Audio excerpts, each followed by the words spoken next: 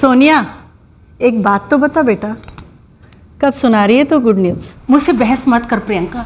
पूरा 1 साल हो गया शादी को। वो आंगन क्या जहाँ नन्हे पैर ना दौड़े। ये जो रोज की झिकझिक चल रही है ना तेरी और दामाद जी के बीच, इसका बस एक ही इलाज है, बच्चा कर ले, सब ठीक हो जाएगा। अमीर हो या गरीब, एक बार किसी लड़की की शादी क्या हो गई, पूरे समाज को खुशखबरी सुनने की जल्दी होती है। लड़की को या जोड़े को बच्चा चाहिए या नहीं चाहिए, इस बारे में सोचना तक गलत समझा जाता है समाज में। और जिनको बच्चा नहीं होता, उनका दर्द वही समझ सकते हैं जो उसे भुगतते हैं।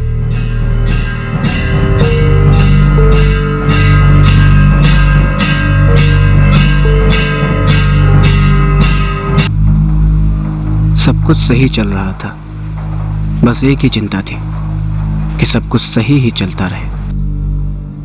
मेरी पत्नी गीता का 8वां महीना चल रहा है।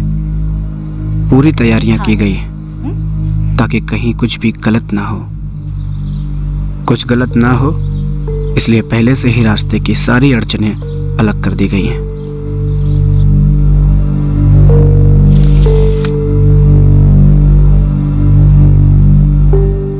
विशाल, सब कुछ ठीक ठाक है। गीता और उसका बच्चा, तुम्हारा बच्चा एकदम सही है। गीता का सब कुछ अच्छा जा रहा है। बहुत खुशी हो रही है सुन के मैडम जी। वो वैदेही जी जैसे जैसे बोलती हैं, मैं और गीता बिल्कुल वैसा वैसा ही करते हैं। उसका नतीजा तो दिख रहा है। जुलाई के तीसरे हफ्ते में 22 या 23 तारीख तक डिलीवरी हो जानी चाहिए। बच्चे को पेट काट के निकालेंगे क्या? अरे नहीं, सब कुछ ऐसे ही ठीक रहा तो नॉर्मल डिलीवरी ही होगी।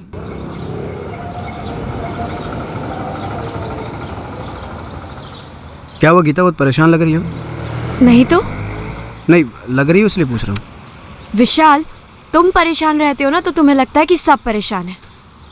मैं परेशान नहीं रहता हूँ गीता, फिक्र करता हूँ तुम्हारी। ए गीता, तो ठीक से रह लेगी ना मायके में? तुम भी ना विशाल, बस 2 मिनट की दूरी पर है माँ का घर। तुम इतनी फिक्र मत किया करो। तुम फिक्र करते हो तो मुझे भी फिक्र होने लगती है, और ये हमारे बच्चे के लिए अच्छा नहीं है। माँ, माँ। हाँ बेटा।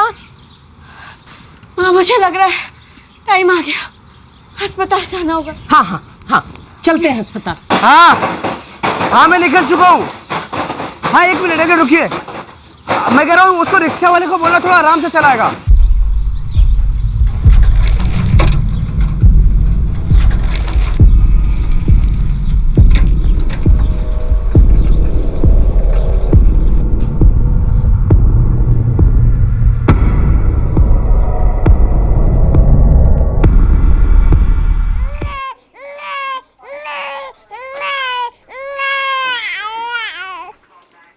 मुबारक हो विशाल, एकदम तंदुरुस्त बेटा हुआ है, और जैसे मैंने कहा था नॉर्मल डिलीवरी हुई है। हेलो वैदेही जी, लड़का हुआ है, बहुत ही तंदुरुस्त है और गीता भी एकदम ठीक है। बधाई हो विशाल, बड़ी खुशी हुई सुनकर।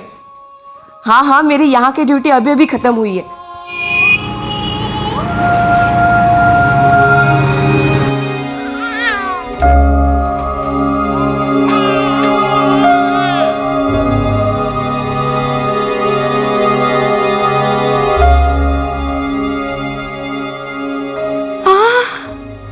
अरे मेरा राजा बेटा,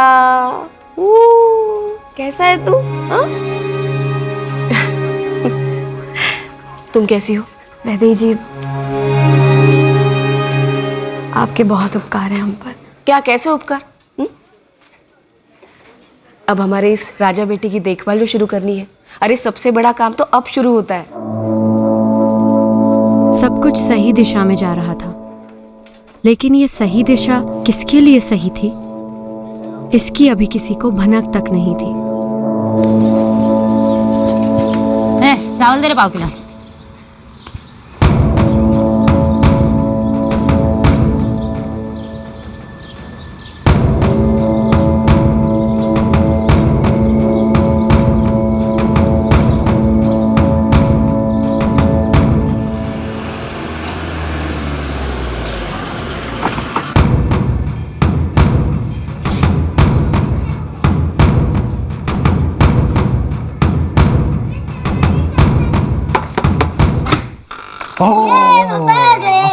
ये लो चॉकलेट। मुझे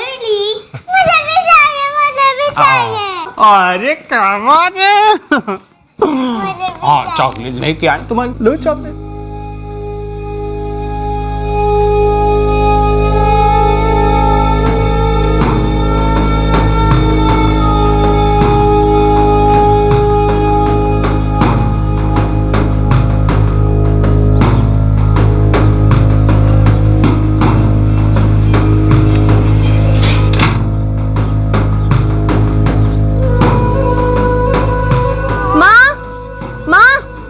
गीता, अरे मेरा सोनू, चल आजा अंदर आजा। नहीं नहीं माँ, अभी मैं जल्दी में हूँ, इसको ना पोलियो की दवाई पिलवा के लाना है। अच्छा। सासू माँ भी बाजार गई है भाजी लेने के लिए, तो तुम्हें बोल के जा रही हूँ, ठीक है? अच्छा। वो मैंने उसकी कुंडी भी लगा दी है दरवाजे की। अच्छा सुन, दवाई पिला के सीधा यहीं आना। ये दामाद जी इतनी जल्दी ले गए दोनों को, लाड दिलाने का मौका नहीं मिला। ठीक है माँ, मैं दवाई पिलवा के लाती हूँ। हाँ, ओ बेटा, ओ राजा बेटा।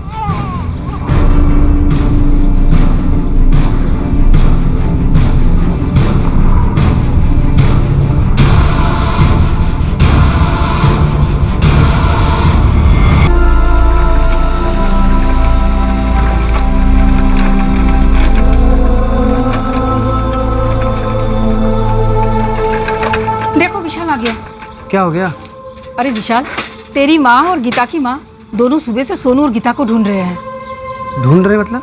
अरे गीता सुबह सुबह सोनू को लेकर बाहर चली गई, अभी तक घर नहीं लौटी, पता नहीं कहाँ चली गई। करनी है तो कहाँ गई? पोलियो की दवा इस तरफ। गीता भाई ने कुछ बताया कहाँ डेरा लगा हुआ है? नहीं ना रामचरण, यही तो उसने अपनी माँ को भी नहीं बताया। नहीं तो आज तो यहाँ कोई पोलियो अभियान नहीं चल रहा है। फिर कहाँ चल रहा है आपको कुछ पता है? मुझे नहीं पता, अब सरकारी हॉस्पिटल में पता कीजिए। गीता बस इतना बोली कि वो सोनू को पोलियो की दवाई पिलाने ले जा रही है, और कुछ भी नहीं कहा, और मैंने भी नहीं पूछा। मुझे लगा आपको कुछ कहा होगा दामाद जी, आपको कहा होगा यशोदा बहन। गीता तो हमको कुछ नहीं बताई, हम तो सब्जी खरीदने गए थे। अरे लेकिन गीता अकेले गई कहाँ, और वो भी सोनू को लेके? अरे भाई लगभग हर जगह पूछ लिया है, और ये सरकारी अस्पताल, सारे चिकित्सा केंद्र है, लेकिन कहीं भी पोलियो की दवा नहीं पिलाई जा रही है। अजीब बात है, फिर गीता ऐसा क्यों बोली कि वो पोलियो की दवा पिलाने जा रही है सोनू को? नहीं यशोदा, हमने गीता को आपके घर से निकलते हुए नहीं देखा, और उसे कोई बुलाने आया हो ऐसे भी ध्यान में नहीं आया। हद हो गई, जब हम घर में नहीं थे तो ऐसे कैसे चली गई, वो भी बाहर कुंडी लगा के? पोलियो की दवा आज ऐसे कैसे? वैसे तुम बोल कहाँ से रहे हो विशाल? वैदेही जी, मैं आपके घर के बाहर खड़ा हूँ। गीता सोनू को लेके पता नहीं कहाँ चली गई, मुझे समझ में नहीं आ रहा। अपनी माँ को बोली कि पोलियो की दवा पिलाने जा रही है। लेकिन आज तो गुरुवार है, और पोलियो के कैंप्स गुरुवार को नहीं लगते, सिर्फ रविवार को लगते।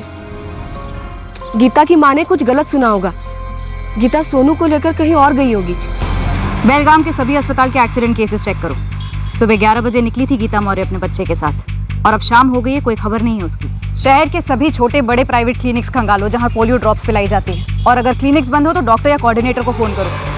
हम 2 मिनट में माँ और बच्चे का फोटोग्राफ फ्लैश करेंगे।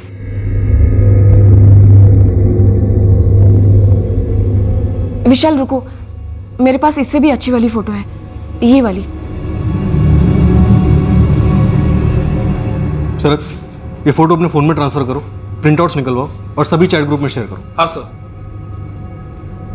गीता अपना फोन साथ नहीं ले गई थी? नहीं साहब, गीता के पास मोबाइल नहीं है। कब से नहीं है? शादी के पहले से नहीं है साहब, मतलब कभी था ही नहीं फोन गीता के पास। लेकिन अजीब बात यह है सर कि गीता अपनी माँ से कह के गई थी कि वो पोलियो के ड्रॉप्स पिलाने जा रही है, लेकिन पोलियो के कैंप्स तो सिर्फ रविवार को लगते हैं, बाकी दिनों में नहीं। सर, अब तक जितने भी अस्पताल स्कैन किए वहाँ कोई भी एक्सीडेंट का केस माँ और बच्चे से मैच नहीं करता है। लेकिन गीता अपने बच्चे को लेकर कौन सी दिशा में गई या फिर कहाँ से लौट रही थी, अगर ये भी पता चल सके तो काफ़ी मदद मिल सकती है। अरे लेकिन गीता ने अपनी माँ से कुछ बोला ही नहीं। साहब, मुझे तो ताज्जुब हो रहा है, गीता ऐसे कैसे कर सकती है? वो घर से अकेले कभी बाहर गई ही नहीं। मतलब जब भी सोनू पैदा नहीं हुआ था उसके पहले भी अकेले घर से बाहर नहीं गई, और हमारे बच्चे के साथ तो सवाल ही नहीं पैदा होता है साहब। पुलिस बोल रही हर जगह खोजेगी, सारे इलाकों में। जब मैं सब्जी लेने जा रही थी तो गीता ने एक शब्द नहीं बोला, फिर ऐसे कैसे चली गई? अरे मेरे लौटने तक रोक नहीं सकती थी क्या? ये रिया, गीता सोनू को लेकर अकेली जा रही थी तो तुम्हें जाना चाहिए था ना उसके साथ। मुझे क्या पता वो अकेले जा रही थी, मुझे लगा वो वैदेही के साथ जा रही है, क्योंकि बाकी सब जगह भी तो वो उसी के साथ जाती है। एक मिनट, गीता ने आपको बोला वो वैदेही जी के साथ जा रही है? नहीं, मुझे नहीं बोला उसने कि वो वैदेही के साथ जा रही है, पर मुझे लगा कि वो उसके साथ जा रही है। बाकी सब जगह भी तो उसी के साथ जाती है ना।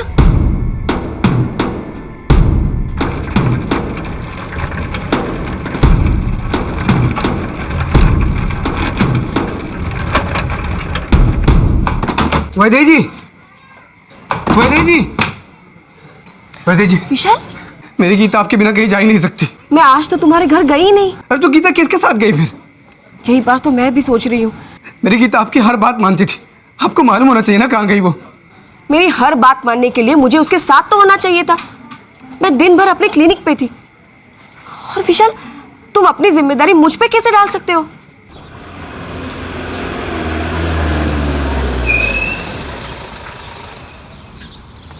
सर, गीता मौर्य और उसके बच्चे सोनू की फोटोग्राफ हर जगह शेयर की, लेकिन अभी तक कोई रिस्पॉन्स नहीं। मुकुंद नगर में रहते हैं ना ये लोग? हाँ सर। कोई सीसीटीवी? सर लो लाइन इलाका, 5-6 दुकानें छोटी मोटी, लेकिन कहीं कोई सीसीटीवी नहीं है। ये जो गीता का बच्चा है, ये सिर्फ 29 दिन का है ना? हाँ सर। सर, गीता का पति विशाल वो कह रहा है कि एक वैदेही नाम की लेडी है और गीता इस वैदेही के बगैर कहीं नहीं जा सकती। वैदेही? ये तो वही औरत है जिसने कल रात हमें गीता और बच्चे की तस्वीरें दी थी। जी सर, वही है। साहब, मेरी गीता वैदेही जी को अपने गुरु जैसा मानती है। मतलब वो जैसा जैसा बोलती है गीता बिल्कुल वैसा वैसा ही करती है। उसको क्या खाना है क्या नहीं खाना है, कसरत, सब कुछ। जब भी वो पेट से थी तब से साहब। ये वैदेही तुम्हारी रिश्तेदार है? नहीं साहब, आंगनवाड़ी सेविका है। जब भी गीता पेट से थी तभी उसको सब कुछ सिखाने के लिए आई थी। वो खुद से आई थी? हाँ साहब। सर, उठाऊं क्या इस वैदेही को? विशाल, आंगनवाड़ी सेविका वैदेही पर तुम्हें कोई शक है? मुझे नहीं पता साहब शक करना है कि नहीं करना है, लेकिन इतना पक्का पता है कि मेरी गीता सोनू को लेकर अकेले घर से बाहर जा ही नहीं सकती। देख तो जरा, विशाल मुझे जिम्मेदार ठहरा रहा है। हाँ, सीधी उंगली तुम पर उठी है वैदेही। विशाल का माता फिर गया है क्या? ये बताओ तुम रहती कहाँ हो? मैं मनीबाग। क्यों? इस वक्त घर पर हो? मैडम बात क्या है बताइए तो। तुरंत धर्मपुर थाने में आकर मिलो। मैं अभी क्लिनिक में हूँ, एक डिलीवरी है, उसके बाद आती हूँ। कौन से क्लिनिक में? Bhagyalakshmi maternity home. इस भाग्यलक्ष्मी मैटरनिटी होम में तुम फुल टाइम हो? हफ्ते के 6 दिन और 12 घंटे की ड्यूटी है मेरी सर। और सरकार से भी तनख्वाह लेती हो आंगनवाड़ी सेविका बनकर? क्या? मैं कोई आंगनवाड़ी की सेविका नहीं हूँ सर।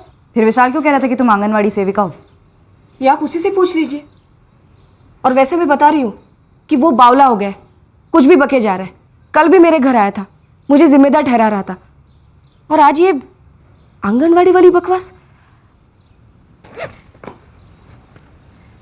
ये देखिए सर, मैं इस मैटरनिटी होम में फुल टाइम ड्यूटी करती हूँ, तो मैं विशाल से ये क्यों कहूँगी कि मैं आंगनवाड़ी की सेविका हूँ? क्योंकि तुम हो आंगनवाड़ी सेविका, तभी तो 6 महीने पहले आई थी मेरे घर में गीता को सब कुछ सिखाने के लिए। उसको क्या खाना है क्या नहीं खाना है, क्या पीना है, कैसे बैठना है, कैसे उठना है, सब कुछ तो सिखाया उसे। अभी साहब के सामने झूठ क्यों बोल रही हो? अरे विशाल, ये सब कुछ मैंने करवाया, लेकिन मैंने ये कब बोला कि मैं आंगनवाड़ी की सेविका हूं? मैं झूठ क्यों बोलूंगी? सर, मैं कुछ 6 महीना पहले मिली थी गीता से सब्जी मंडी में। आपको कैसे पता चला? 3रा महीना चल रहा है ना? हाँ। ये तुम्हारा पहला बच्चा है? हाँ, लेकिन आप कौन हैं? ऐसे ही इत्तेफाक से सब्जी मंडी में मुलाकात हुई थी गीता से। मैंने तब गीता को बताया था कि मैं भाग्यलक्ष्मी मैटरनिटी होम में काम करती हूँ और बच्चों की डिलीवरी में डॉक्टर्स को असिस्ट करती हूँ। तब गीता ने सामने से मुझे पूछा, क्या तुम मेरी मदद करोगी? मैंने बोला हाँ, यही तो मेरा काम है। फिर मैं इनके घर जाने लगी, उसको व्यायाम सिखाने के लिए, खाने पीने के बारे में बताने के लिए। लेकिन मैंने ये कभी नहीं कहा कि मैं आंगनवाड़ी की सेविका हूँ। साहब, गीता ने खुद मुझे बोला कि आंगनवाड़ी सेविका है। गीता मुझसे कभी झूठ नहीं बोल सकती साहब।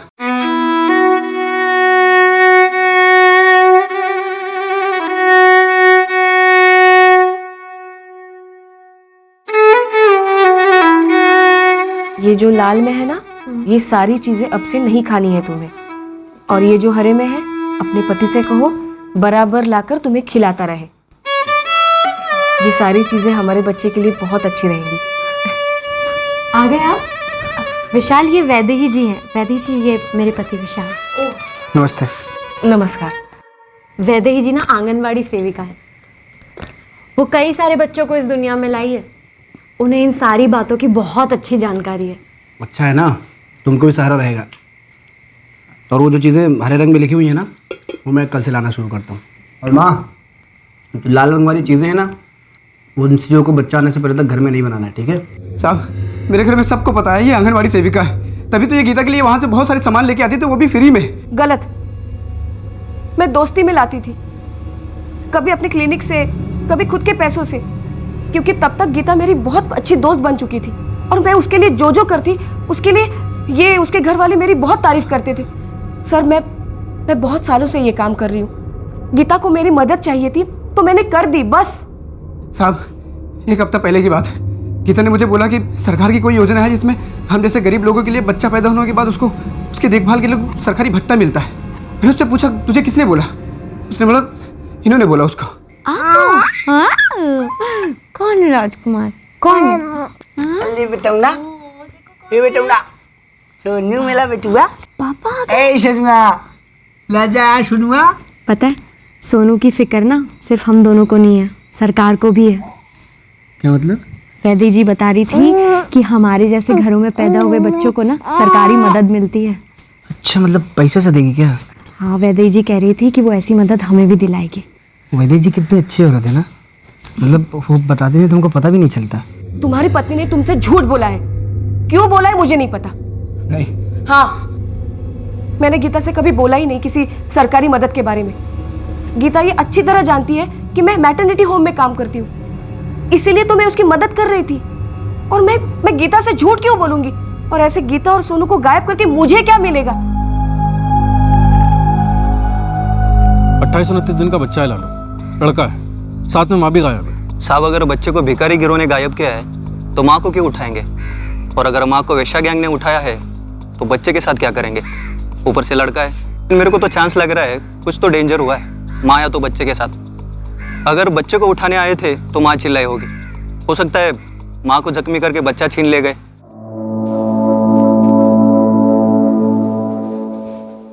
कब से ढूंढ रही हो तुम्हें वैदेही?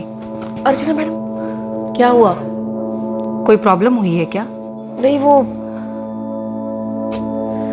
बस दुनिया ही अजीब है। बताना, हुआ क्या है? मैडम वो एक माँ और उसका बच्चा गायब है। मतलब मैं जानती हूँ उनको, लेकिन उसका पति अब बहुत अजीब अजीब बातें करने लगा है। पता नहीं गीता ने भी ऐसा, मतलब उस माँ ने ऐसा क्यों किया। सर मुझे लगता है हमें इस वैदेही की तहकीकात करनी चाहिए। उसके पास्ट, प्रेजेंट, उसका घर, उसके काम करने की जगह, इन सब का फुल चेकअप करना चाहिए। सर मुझे ये बात खटक रही है कि गीता पोलियो की दवाई का झूठा बहाना करके घर से क्यों जाएगी, जबकि कोई पोलियो कैंप भी नहीं लगा था। और अगर वो किसी सरकारी अस्पताल या फिर किसी क्लिनिक में गई भी थी तो किसी ने तो गीता और सोनू को देखा होना चाहिए था। हमने आसपास के सभी सरकारी अस्पताल, क्लिनिक, हर जगह पे चेक किया, लेकिन कहीं से कोई क्लू नहीं मिला। मानसी, तुम वैदेही के अड़ोस पड़ोस में पूछताछ करो। राव, गीता और विशाल की भी बैकग्राउंड निकालो। अब तक हम बाहर ढूंढ रहे हैं, ये भी तो हो सकता है कि ये घर के अंदर का ही मामला हो। ये वैदेही झूठ बोल रही है, हमारी गीता क्यों झूठ बोलेगी? शायद गीता को गलतफहमी हुई हो, गलत सुना हो उसने। अरे लेकिन इतना सब सुनने में गलती कैसे हो सकती है? वो खुराक, क्या खाना है क्या नहीं खाना है, क्या करना है क्या नहीं करना है। और गीता ने खुद मुझे बोला था, वो वैदेही ने उसे बोला है वो सरकारी भत्ते वाली बात। वैदेही उससे भी मुकर रही है, हर बात से वैदेही मुकर रही है। सुनो, तुम वैदेही घोरपड़े को जानती हो? जी, मेरे पड़ोस में ही रहती है। क्या नाम है तुम्हारा? कविता हेगड़े। लेकिन आप वैदेही जी के बारे में क्यों पूछ रही हैं? कब से जानती हो वैदेही को? करीब 3 साल से, जब से वो यहाँ रहने आई है। ये वैदेही यहाँ किसी आंगनवाड़ी में सर्विस करती है? वैदेही जी किसी भाग्य लक्ष्मी मैटरनिटी होम में काम करती थी। यहाँ अकेले रहती है वैदेही? जी। 3 साल पहले कहाँ से आई थी? वो तो पता नहीं मैडम, लेकिन इतनी पूछताछ, कुछ गड़बड़ है क्या? मालूम नहीं, मुकुंद नगर से एक बच्चा और उसकी माँ गायब हुए हैं। वो तो पता है मैडम, मतलब आप ये कह रही है कि वैदेही जी भी इसमें शामिल है? मैं तुमसे पूछ रही हूँ कविता हेगड़े, क्या वैदेही इसमें शामिल हो सकती है?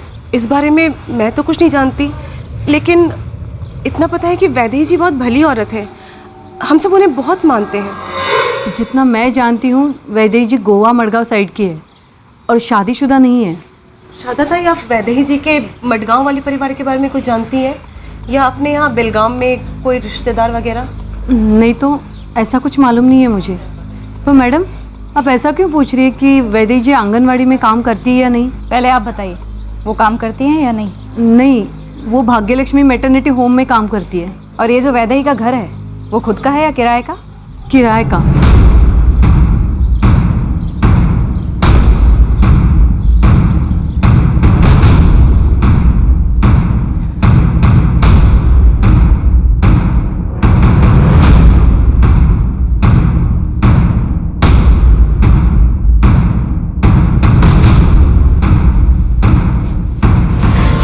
कुछ मिला आपको? क्या लगता है आप लोगों को कि मैंने गीता और सोनू को यहां छुपा के रखा है? और आपका आगे का प्लान क्या है कि मुझे जो मार पीट कर मुझसे कबूल करवाओगे? आप लोगों को कोई अंदाजा नहीं है मेरे लिए गीता और सोनू क्या मायने रखते हैं। आप लोगों ने मेरे मैटरनिटी होम में फोन किया था ना, कुछ मिला मेरे खिलाफ? मैं समझ गई, वो कोई औरत और बच्चा मिसिंग है, उस सिलसिले में आप लोग वैदेही के पीछे पड़े हुए हैं। आपने मेरे सवाल का जवाब नहीं दिया डॉक्टर अर्चना। मुझे इंक्लूड करके इस क्लिनिक में 4 कंसल्टिंग डॉक्टर हैं। आप अपना सवाल किसी से भी पूछिए, हर किसी का एक ही जवाब होगा कि वैदेही जैसे असिस्टेंट पूरे बेलगांव में नहीं मिल सकती। हर कोई चाहता है कि डिलीवरी के टाइम पर वैदेही उन्हें असिस्ट करे। इसमें वैदेही का हाथ हुआ ऐसा कुछ सामने तो नहीं आ रहा है, सिवाय इसके कि प्रेगनेंसी के दौरान काफी मदद की थी वैदेही ने गीता की। सर गीता के पड़ोसी से अब तक जितनी जानकारी मिली है उससे नहीं लगता कि इसका कोई अफेयर वगैरह होगा, और डिलीवरी के 4 हफ्ते बाद कहीं भाग जाना मुमकिन नहीं लगता सर हो ना हो ये मामला इस बच्चे सोनू की पैदाइश से जुड़ा हुआ है। हो सकता है विशाल ने बीवी बच्चे को गायब किया हो।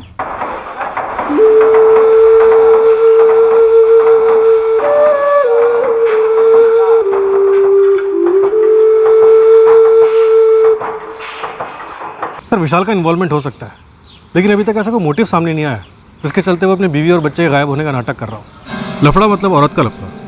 फैक्ट्री में कोई औरत है जिसका विशाल के साथ कोई चक्कर चल रहा हो, या फैक्ट्री से बाहर कोई कभी किसी से कुछ सुना हो, या फिर विशाल ने कुछ कहा हो, कोई वैश्या वगैरह? अरे नहीं साहब, अपना विशाल तो एकदम संत आदमी है, कभी इधर उधर देखता तलक नहीं। और साहब जब से उसकी बीवी पेट से हुई है तब से डबल शिफ्ट करने का एक मौका नहीं छोड़ता है। वो दिन रात काम में लगा रहता है ताकि 4 पैसे जुटा सके अपने बीवी बच्चों के लिए। साहब इस तरह का डबल गेम खेलने वाला आदमी है ही नहीं है विशाल। विशाल का किसी के साथ कोई झगड़ा या फैक्ट्री में किसी से कोई दुश्मनी? सर विशाल के फोन रिकॉर्ड्स खंगाले, कुछ भी नहीं मिला। विशाल बेदाग, गीता बेदाग, वैदेही बेदाग, पर कोई तो है जिसके दामन पर दाग लगे। 3 दिन हो गए हैं गीता और उसके बच्चे सोनू को गायब हुए। ये दोनों है कहाँ? सर ये सभी गरीब तबके के, एक दूसरे से झूठ बोलकर छुपाकर आखिर क्या साजिश रच सकते हैं? सर एक बात बार बार खटक रही है, गीता अपने बच्चे सोनू को पोलियो की दवा पिलाने उस दिन क्यों लगी जिस दिन कोई कैंप था ही नहीं?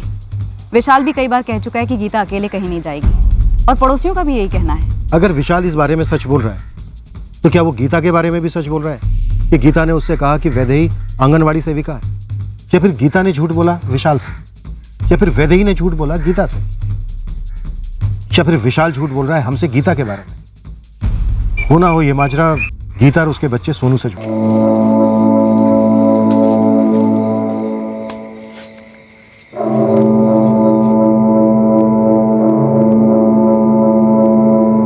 हाँ, मैं जानता हूँ, लेकिन तुम वहीं पर रहो और अपना ख्याल रखना। कुछ दिनों में सब सही हो जाएगा। मैंने यहाँ पर सारी तैयारियां कर ली हैं। नहीं, अभी उसने हाँ नहीं कहा है, लेकिन मैं जल्दी उसे मना लूंगा, भेज दूंगा उसे। ठीक है? ठीक है ना? अरे तुम यहाँ की चिंता बिल्कुल मत करो। अच्छा, बच्चा कैसा है? वो मेरे जैसा दिखता है क्या? हाँ? क्या सोचा है नीता? कुछ नहीं सोचा है। साक्षी पूजा, तुम्हें अपने नाना घर नहीं जाना क्या? क्यों नहीं जाना है, बिल्कुल जाना है। चलते हैं ना माँ? आप भी चलोगे ना पापा? अगर मैं चलूंगा ना तो काम कौन करेगा? तुम्हारा पापा? आप तो हमेशा काम ही करते रहो। माँ हम तीनों चलते हैं। हाँ हम तीनों चलते हैं। चलो अब खाना खाओ। आखिर बात क्या है समझ में नहीं आ रही है, ऐसे क्यों जबरदस्ती मुझे और बच्चों को मायके भेज रहे हो? ऊब गया हूं तुमसे, पीछे छुड़ाना चाहता हूं तुमसे। देख के तो ऐसा ही लगता है कि पीछा छुड़ाना चाहते हो। तो एक काम करो, तुम चला लो टैक्सी और मैं बच्चों को लेकर चला जाता हूँ बाजार। अभी भी सच नहीं बताओगे ना? ठीक है जाने दो, हम ही चले जाते हैं।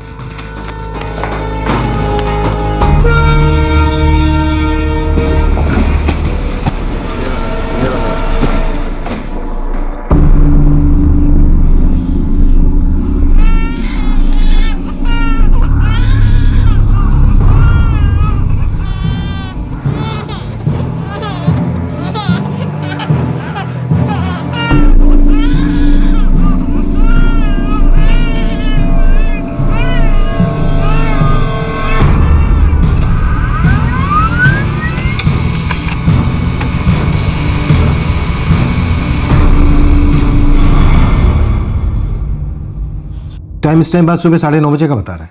सर दरअसल हमारे सीसीटीवी रूम इंचार्ज को शक हुआ। उन्होंने एक लड़की और एक बच्चे को फुट ओवर ब्रिज के सीसीटीवी में देखा।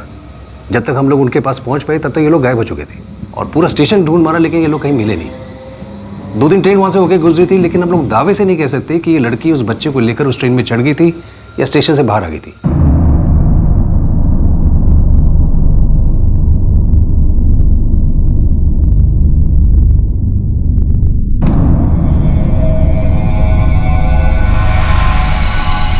ये लग तो विशाल और गीता के बेटे सोनू जैसा ही रहा है।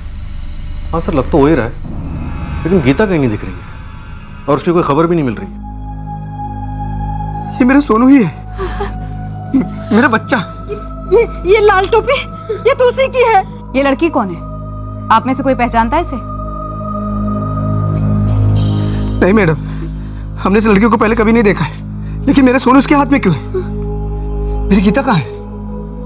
ये तो सोनू ही है, मैं उसका चेहरा अच्छे से पहचानती हूँ। और ये लाल टोपी ये तो मैंने दी थी गीता को। इस लड़की को पहचानती हो जिसने सोनू को गोद में ले रखा है? नहीं मैडम, मैं तो इसे पहली बार देख रही हूँ। कौन है ये? और गीता कहाँ है? लानत है तुम लोगों पर रंगानाथन। 4 दिन से लड़की बेलगाम में थी बच्चे के साथ और तुम खबरियों को भनक तक नहीं लगी। इस लड़की की जन्म कुंडली निकाल कर दे मुझे। ये लड़की पक्का कोई सोलो ऑपरेटर नहीं, किसी गैंग की मेंबर है। सारी की सारी डिटेल्स चाहिए मुझे इस लड़की की। वैदेही, जिस लड़की के पास सोनू को देखा गया, हमें लगता है वो भिखारियों के गैंग से जुड़ी हो सकती है। मुझे तो बहुत फिक्र हो रही है गीता और सोनू के लिए।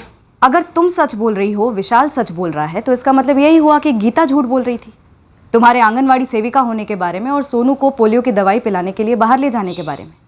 तो आखिरकार गीता झूठ क्यों बोलेगी? तुमने उसके साथ इतना वक्त बिताया है, उसे कोई दिक्कत थी?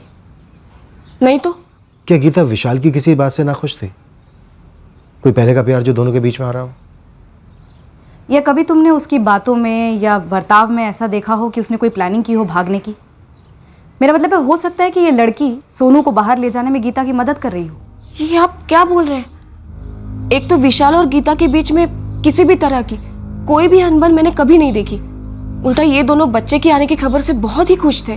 तुम्हारे हिसाब से गीता विशाल की किसी भी बात से नाखुश नहीं थी? जी बिल्कुल नहीं सर। वो गीता पहली बार माँ बनने जा रही थी, थोड़ा बहुत तो डर लगा ही रहता है। और ये उसका पहला बच्चा था, और पहला बच्चा बेटा ही हो ऐसा भी दबाव हो सकता है। मतलब इसके बारे में गीता ने कभी मुझसे कहा नहीं, मैं सिर्फ अंदाजा लगा रही हूँ। और हुआ तो भी बेटा, और वो भी इतना सुंदर, इतना तंदुरुस्त। मैं आपको उसकी फोटो दिखाती हूँ,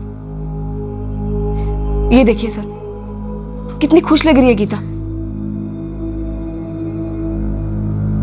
मुझे तो समझ में नहीं आ रहा है ये विशाल और गीता के साथ क्या हो क्या रहा है।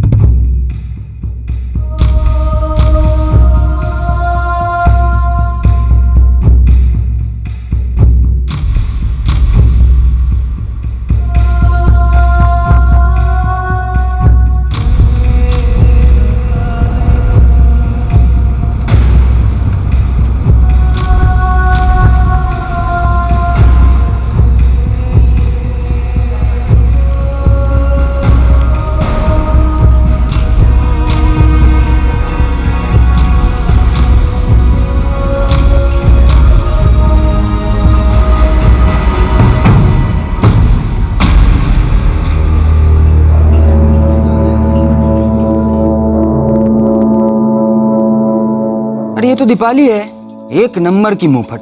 चोरी भी करती है, कई दफा तो मेरी दुकान से चोरी की है, चॉकलेट और न जाने क्या क्या। इस दीपाली ने एक बच्चे को चुराया। अब यहाँ तक पहुँच गई, चॉकलेट से बच्चा तक। कहाँ रहती है दीपाली? वैसे इस जंगली का कोई एक ठिकाना तो नहीं है, लेकिन पास की बस्ती में कुसुम जी रहती है।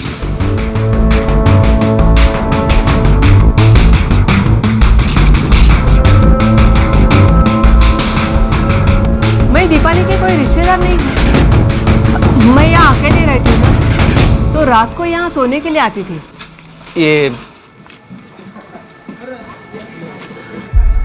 ये दीपाली के हाथ में बच्चा किसका है? दीपाली ने चुराया है ये बच्चा। अरे देवा! बच्चे का नाम सोनू है और बच्चे की माँ भी गायब है, गीता मौर्य। जानती है आप इन्हें? नहीं, मैं नहीं जानती गीता को। हाँ, लेकिन दीपाली बोल के गई थी कि वो 4-5 दिन में लौट आएगी। कहाँ गई, कुछ बोली? अपने माँ बाप के घर जा रही थी, कोल्हापुर। साहब इस दीपाली का कोल्हापुर का एड्रेस कुसुम जी को नहीं मालूम।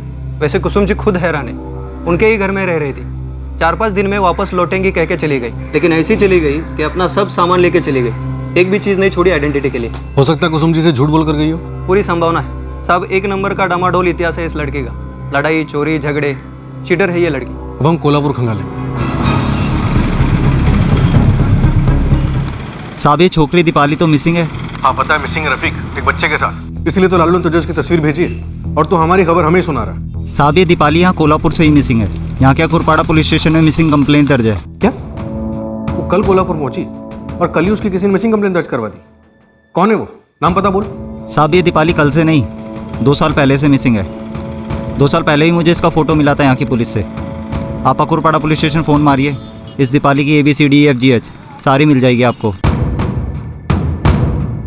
साहब ये दीपाली का पूरा नाम दीपाली गावड़े है। बड़े बड़े पोस्टर भी छपे थे इसके नाम के। अच्छा, और मिसिंग कंप्लेंट किसने लिखवाई थी रमेश? इस दीपाली के पति योगेश गावड़े ने जून 2014 में इसने कंप्लेंट दर्ज की थी। हमने कहाँ कहाँ नहीं ढूंढा, क्या क्या नहीं किया सर, पर हाथ नहीं लगी। 2 साल पहले जब गायब हुई थी तो 17 साल की थी। हमें लगा कि जबरदस्ती शादी का कोई मामला होगा या फिर पति पत्नी में कोई अनबन हुई होगी। इसके पति योगेश गावड़े की क्वेश्चनिंग तो बनती है। ये दीपाली इतने दिनों से बेलगांव में ही रह रही थी, जरूर किसी रैकेट वैकेट में शामिल होगी, और शायद इसका पति योगेश भी। पता लगाता हूँ सर, ये योगेश गावड़े आजकल है कहाँ? साहब इतने टाइम से दीपाली बेलगाम में थी। अच्छा, तुझे पहले से नहीं मालूम कि दीपाली बच्चे उठाने का धंधा पहले से कर रही थी, या तू भी शामिल था इन सब में? साहब आप ये क्या बोल रहे हैं साहब? देख योगेश, ये ड्रामा बंद कर। पहले वहाँ सेफ होने के लिए तूने दीपाली को मिसिंग करार दिया ताकि पीछे से उसके साथ मिलकर यहाँ पे ये सब कुछ गोरख धंधा चला सके। और गीता के साथ क्या किया? हाँ, मार डाला उसे। साहब आप ये क्या बोल रहे हैं, मुझे कुछ समझ में नहीं आ रहा है। और ये गीता कौन है? इसको तो मैं जानता तक नहीं हूँ, और साहब मैं आज तक कभी बेलगाम नहीं गया हूँ। क्या बोलता है साहब? 2 साल से मेरी बेटी दीपाली ने फोन तलक नहीं किया है। आप लोग ही उसे ढूंढने में लगे हुए थे ना? लगे थे, पर ढूंढा सिर्फ उनको जाता है जो सच में गायब हो। तुम्हारी दीपाली तो बेलगाम में बच्चों की तस्करी का धंधा करती थी। नहीं साहब। अरे क्या नहीं, एक 4 हफ्ते के बच्चे को लेकर फरार हुई है वो, और ऐसा हो ही नहीं सकता कि उसके पति और आपको उसके बारे में खबर ही ना हो। और ये नौटंकी का रायता मत फैलाना, समझी? मैं सच बोल रही हूँ साहब। पिछले 2 साल से मैंने दीपाली का चेहरा भी नहीं देखा, उसकी आवाज भी नहीं सुनी। सर मैं बैंक में प्यून हूँ, मैं अपना काम ईमानदारी से करता हूँ। आगे बोल। सर मुझे दीपाली से शादी ही नहीं करनी थी, बल्कि मुझे इतनी जल्दी शादी ही नहीं करनी थी। जबरदस्ती मेरे बाबा ने दीपाली से मेरी शादी करवा दी। उस वक्त भी दीपाली उल्टे सीधे काम करती थी? दीपाली तो काम तो कुछ करती ही नहीं थी, ना घर का ना बाहर का, सबके नाक में दम करके रखा था। 17 साल की थी वो। शादी करने के बाद मुझे एहसास हुआ कि मुझसे गलती हुई थी। वो सर चीजें चुराती थी दुकानों से, कभी टॉफी, कभी बिस्किट, कभी कपड़े, जो हाथ लगा वो। और जब पकड़ी जाती थी तब मेरी इज्जत का भाजी पाला होता। बच्चे भी चुराती थी तब? चंद महीने वो मेरे साथ रही थी, तब तो नहीं चुराया था सर उसने कोई बच्चा। और जब वो मुझे छोड़ कर गई तब मैंने ईमानदारी से पुलिस स्टेशन में जाकर उसके लापता होने की शिकायत दर्ज की थी। माजरा क्या है, कुछ समझ में नहीं आ रहा है। गीता अपने बच्चे सोनू के साथ अपने घर से निकलती है। उसके 4 दिन के बाद बच्चा सोनू दीपाली के पास देखा जाता है। ये क्या कनेक्शन हो सकता है दीपाली का विशाल और गीता के साथ? सर ये किसी बच्चे की चोरी का रैंडम केस नहीं लगता है, क्योंकि इतने सारे इत्तेफाक एक साथ नहीं हो सकते। गीता अपने बच्चे सोनू को घर से ये झूठ बोलकर निकलती है कि उसे पोलियो की खुराक पिलाने ले जा रही है, और वापस लौटती ही नहीं। 4 दिन बाद सोनू दीपाली के साथ बेलगाम स्टेशन के फुटओवर ब्रिज पर नजर आता है। गीता का अभी भी कोई अता पता नहीं। सर ये विशाल बार बार यही कहे जा रहा है कि गीता कहीं अकेले नहीं जा सकती, और वैदेही पर उंगली उठा रहा है। कहीं ऐसा तो नहीं कि असली चोर विशाल के दिल में ही हो, उसने ही गीता और बच्चे को कहीं छुपा दिया हो? इस विशाल की थोड़ी क्लास तो बनती है।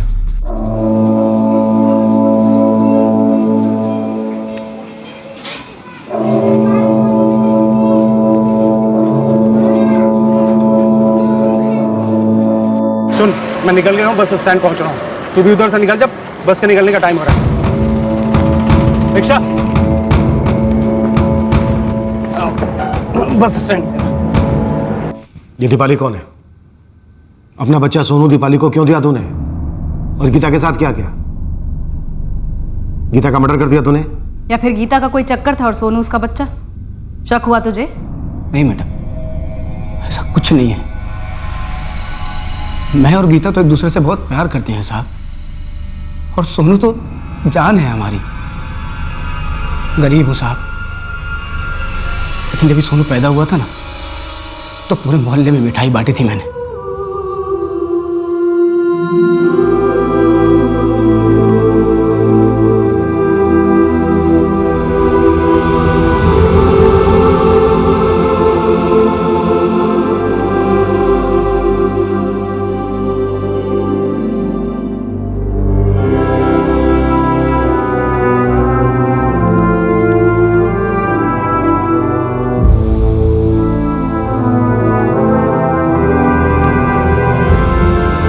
पे धूमधाम से स्वागत किया था हमने सोनू का, और इसी धूमधाम के साथ तेरी हवा निकल गई जब तुझे ये पता चला कि शायद तेरा बेटा सोनू तेरा है ही नहीं, बल्कि गीता के किसी प्रेमी का है। नहीं नहीं साहब, आप बिल्कुल गलत सोच रहे हैं। जब से गीता गायब हुई है मैं सोच सोच के पागल हो रहा हूँ कि क्या गीता का वाकई में किसी के साथ चक्कर वक्कर था। शादी से लेके सगाई तक, सगाई से लेके उसके गायब होने तक एक एक पल याद करने की कोशिश कर रहा हूँ कि क्या गीता वाकई में मेरे साथ खुश नहीं थी, दुखी थी वो।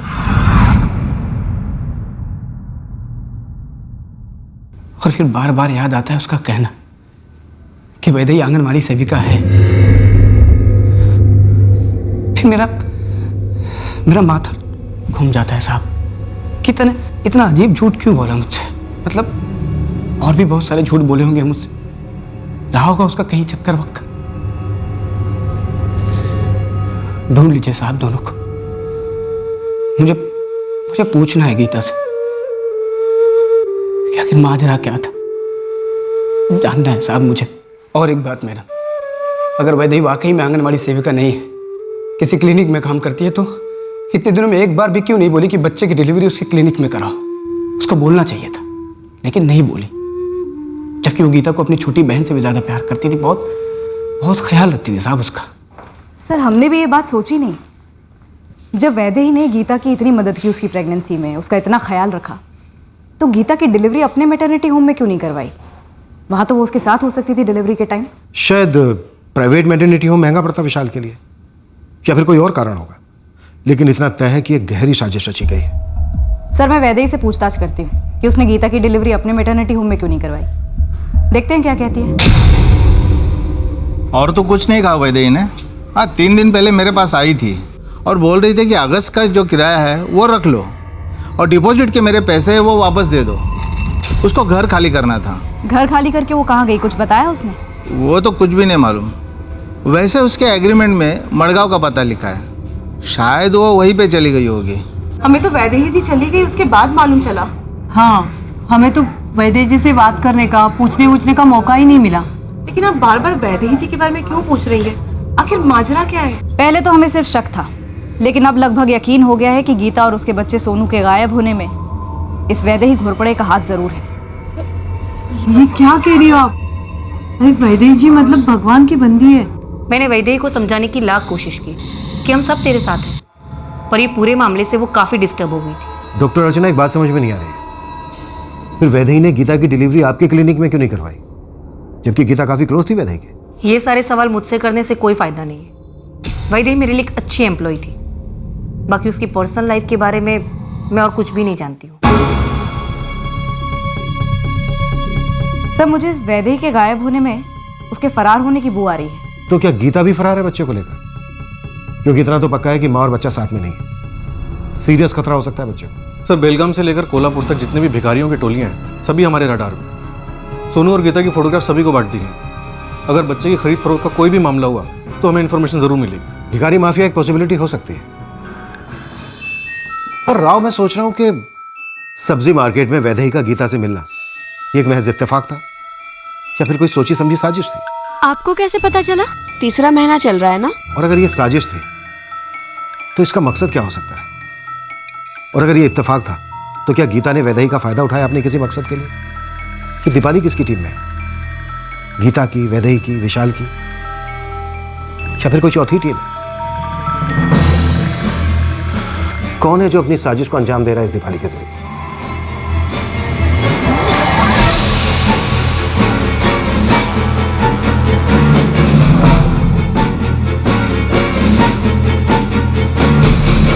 और इस राज का भेद खोलने के लिए हमें किसी ऐसे की जरूरत है जो इन सबसे वाकिफ हो और इन सभी के बीच जो रिश्ता है उस रिश्ते में छुपी बारीकियों को जानता हो।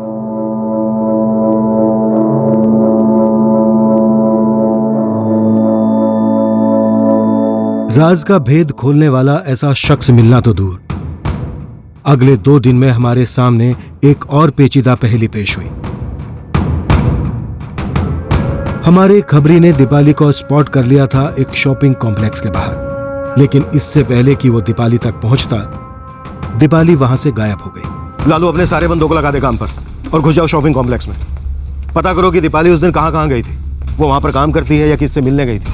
अगर किसी से मिलने गई थी तो किससे मिलने गई थी? पूरी खबर निकाल। ये दीपाली हमें इस केस में ब्रेक थ्रू दे सकती है। कोई भी गलती, कोई भी लापरवाही नहीं होनी चाहिए, समझा?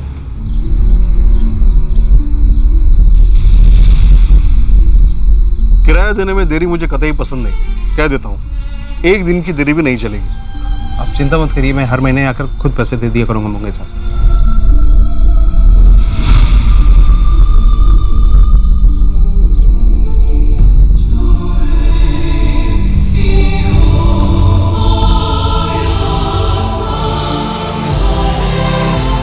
साहब, ये दीपाली परसों शॉपिंग कॉम्प्लेक्स के एक क्लिनिक में आई थी। कौन सा क्लिनिक? वो बच्चा पैदा करने वाला, जहाँ पे औरत और मर्द दोनों के बीच को लेकर डॉक्टर लोग कुछ करते हैं ना, वही। यहाँ पे IVF सेंटर करके कुछ लिखा है। IVF centre? IVF सेंटर में क्या कर रही थी दीपाली? वो दीपाली भी एक डोनेशन के लिए आई थी। सेंटर की लिस्ट में नाम है उसका। डोनेशन के लिए पैसे भी मिले हैं उसको। ये हो क्या रहा है? सर, इस IVF सेंटर से ही पता करते हैं। ये सिर्फ गीता और सोनू के मिसिंग होने का केस है या वहाँ कुछ और भी चल रहा है?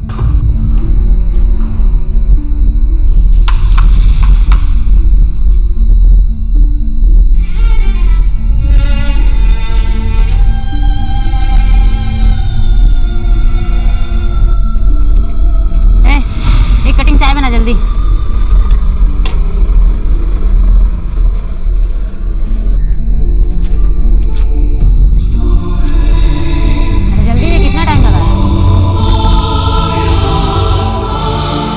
इस केस में जो भी हो रहा था वो एक सोची समझी साजिश थी।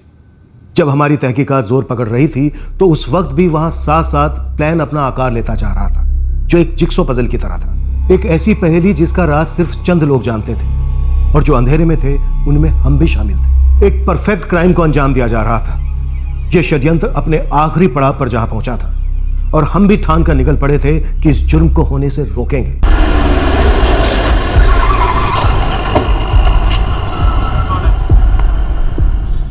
ये आई थी यहाँ पर 2-3 दिन पहले और उसके पहले भी आई।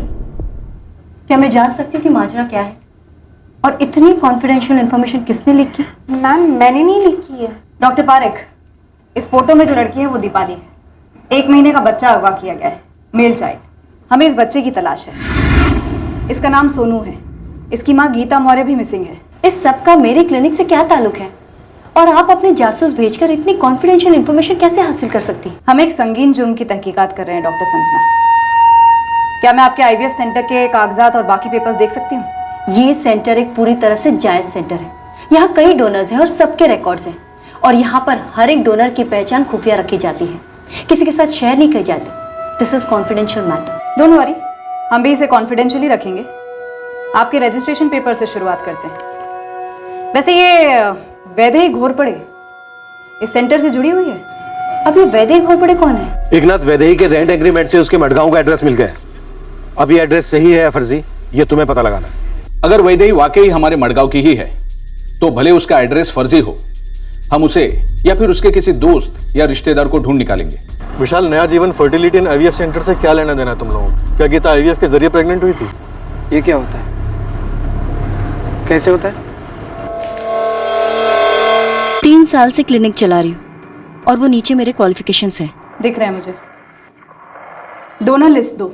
मैडम, मैंने आपसे कहा ना कि ये कॉन्फिडेंशियल मैटर होता है। हम डोनर्स के नाम या रेसिपिएंट्स के नाम का खुलासा नहीं कर सकते। डॉक्टर पारेख, मुझे इस दीपाली के बारे में जानकारी चाहिए। हो सकता है इसके साथ कोई और भी आता हो इस सेंटर में। अब या तो आप डोनर लिस्ट दे दीजिए या फिर आप जानकारी खुद दे दीजिए।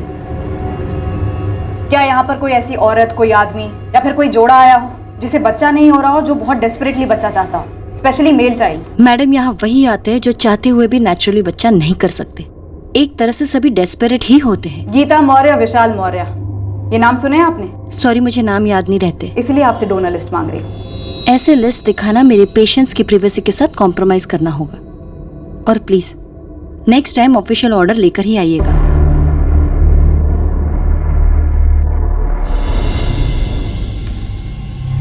नहीं, गीता मौर्य IVF के थ्रू प्रेग्नेंट नहीं हुई थी। आप कभी वैदेही घोरपड़े से मिली थी डॉक्टर शालिनी? जी नहीं, लेकिन विशाल और गीता अक्सर वैदेही के बारे में बातें करते, तारीफें करते उसकी। इनफैक्ट एक बात बताना चाहूंगी, प्रेगनेंसी के 6ठे महीने में जब गीता के रिपोर्ट में थोड़ी कॉम्प्लिकेशंस शो हो रही थी, तो इसी वैद्य ने गीता को जिस तरह से गाइड किया था और जिस तरीके से उसने उसके कॉम्प्लिकेशंस को स्मूथली हैंडल किया था, वो सुनकर मैं भी दंग रह गई थी।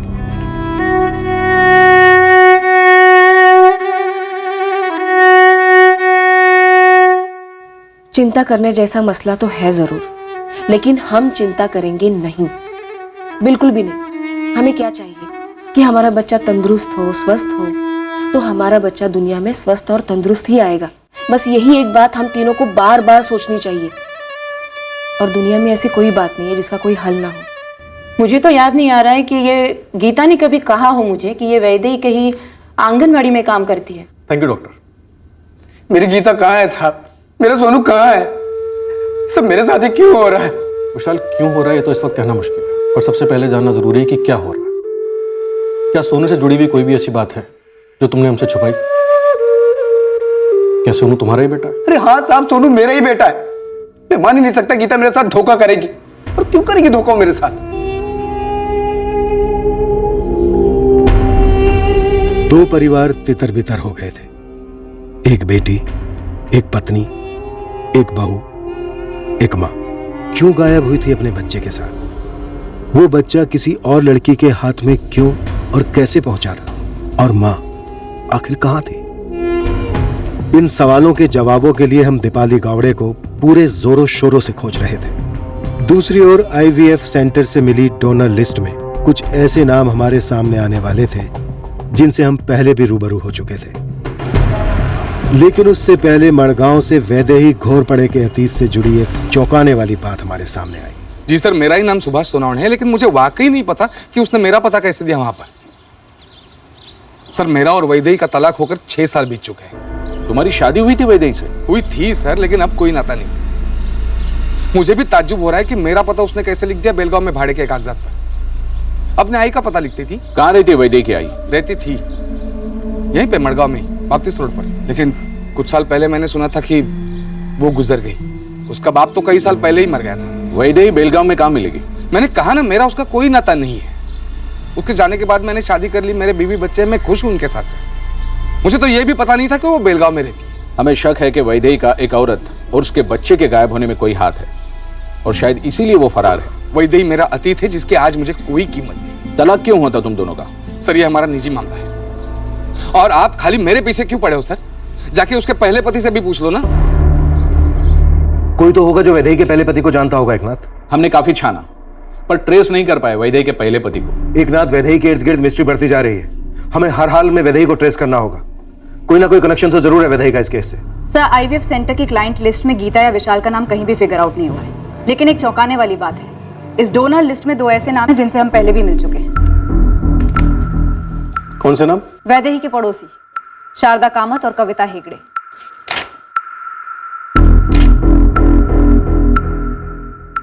सर, इस आईवीएफ सेंटर में दीपाली एक अरसे से एग्स डोनेट करती आई है। 2 डोनेशंस के बीच में एक फिक्स पीरियड का गैप मेंटेन करना होता है डोनर को। दीपाली इस सेंटर की रेगुलर डोनर है।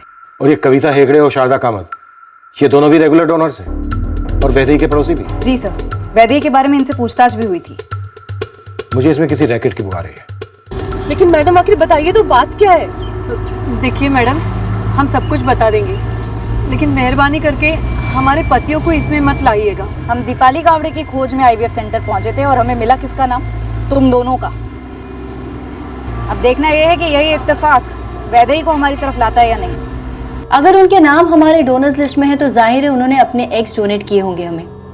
और कुछ डोनर्स पैसे डिमांड करते हैं और उनके बड़प्पन के बदले में हम उन्हें एक टोकन अमाउंट पे करते हैं। डॉक्टर संजना, बड़प्पन का नहीं है, एक बच्चे के अगवा होने का केस इन्वेस्टिगेट कर रहे हैं हम लोग, जिसे दीपाली गावड़े ने चुराया, और वो जरूर किसी न किसी रैकेट का हिस्सा है और आपके सेंटर से भी जुड़ी हुई डोनर है आपकी। तो अब आप मेरे सेंटर को किसी रैकेट से जोड़ रहे हैं? हम बस इतना जानना चाहते हैं कि वैदेही घोरपड़े का इस सबसे क्या ताल्लुक है? क्या चल रहा है आपके क्लिनिक में डॉक्टर संजना?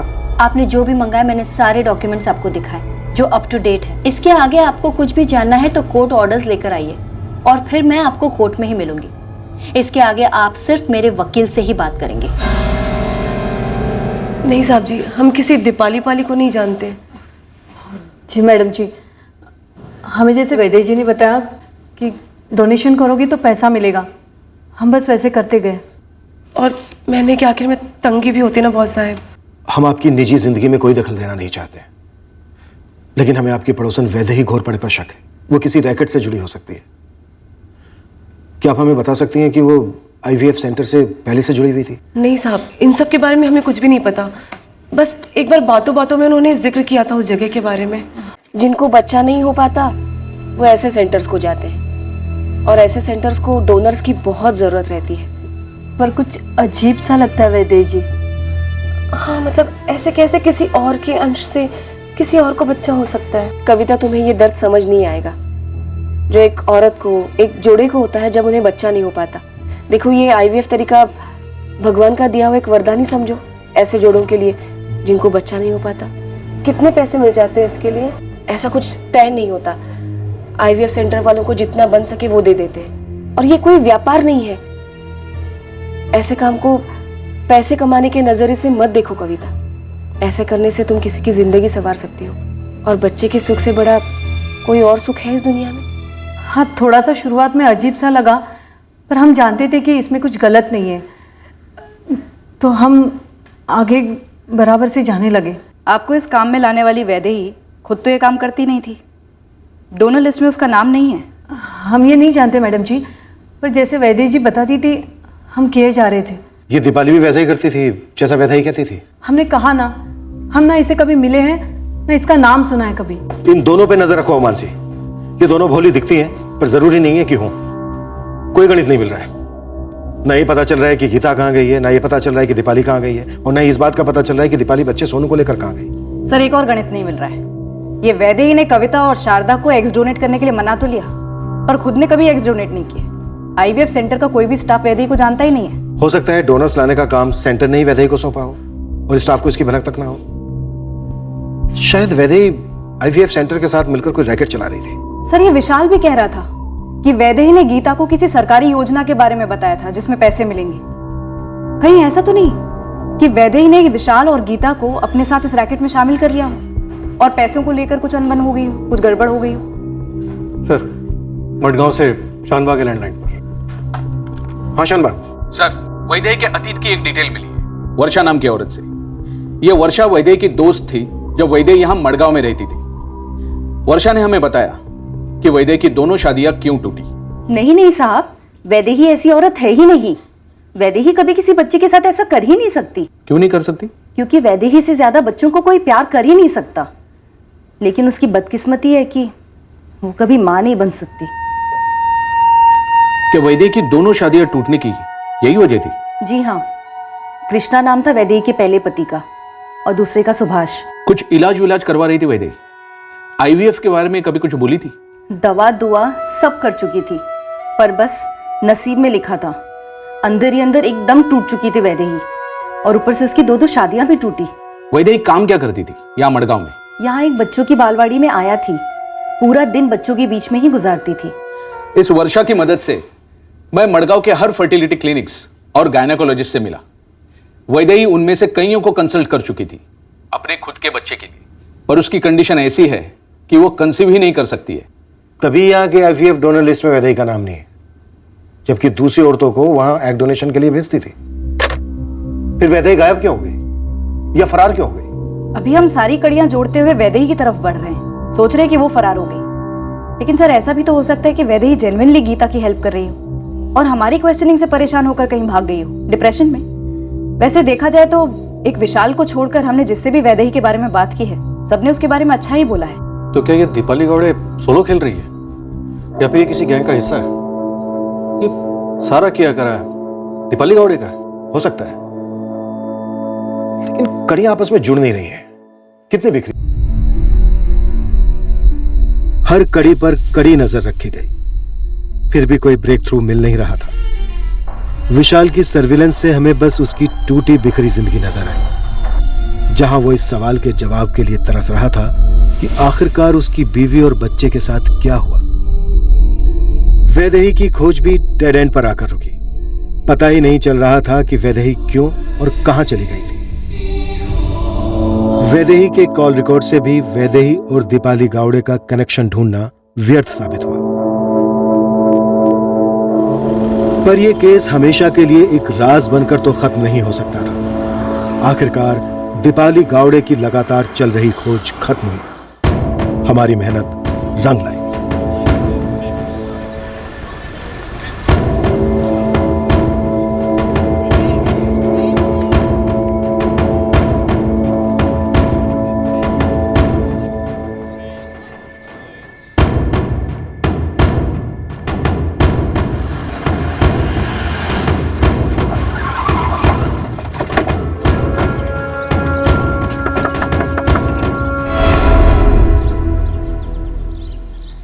क्या है ये बच्चा? कहाँ है दीपाली गावड़े?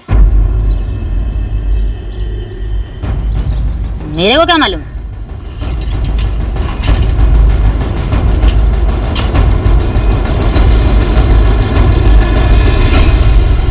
हाँ, वो हमारी हिरासत में, लेकिन फिलहाल वो मुंह नहीं खोल रही।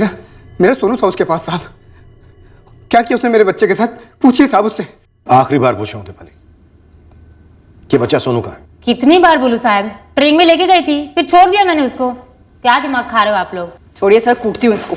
जब तक ये सब कुछ सच सच नहीं बोल देती, एक घूंट पानी नहीं, चाहे कितना भी चल रहा है। चलो उठ। हाँ सर, रुको रुको रुको।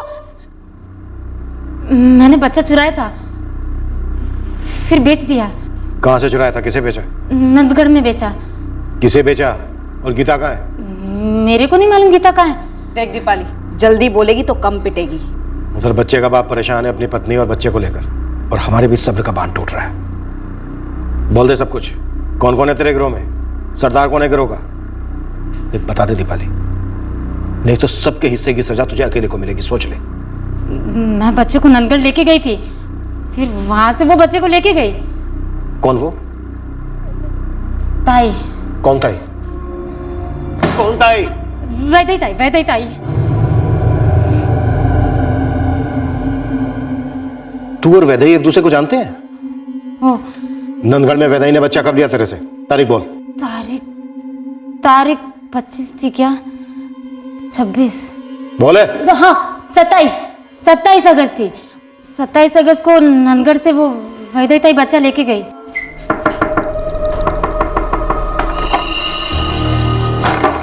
सोनू तो उसके भी घर आती क्या? ये रहा।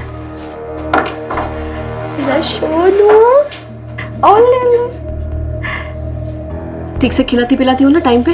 जो आपने लिख के दिया ना, सब कुछ खिलाया है। चेक कर लो, एकदम टका-टक है।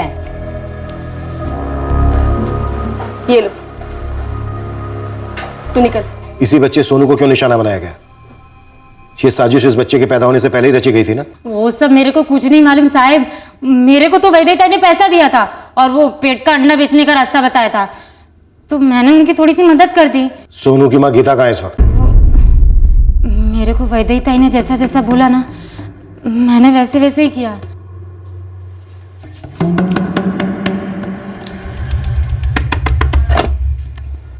हाँ बोलो। मैं दीपाली, वो वैदई ताई ने भेजा है मुझे। अच्छा। वो बोली कि पोलियो की दवाई पिलानी है सोनू बाबा को, इसलिए आपको सेंटर बुलाया। लेकिन मैं अभी कैसे आ सकती हूँ? मेरी सासू माँ भी ना बाजार गई है, तो मैं अकेली हूँ घर में। पर अभी आप कैसे भी ना अभी के अभी चलो। उधर ना बहुत लंबी कतार है। वैदई ताई ने आपकी जगह पकड़ के रखी है।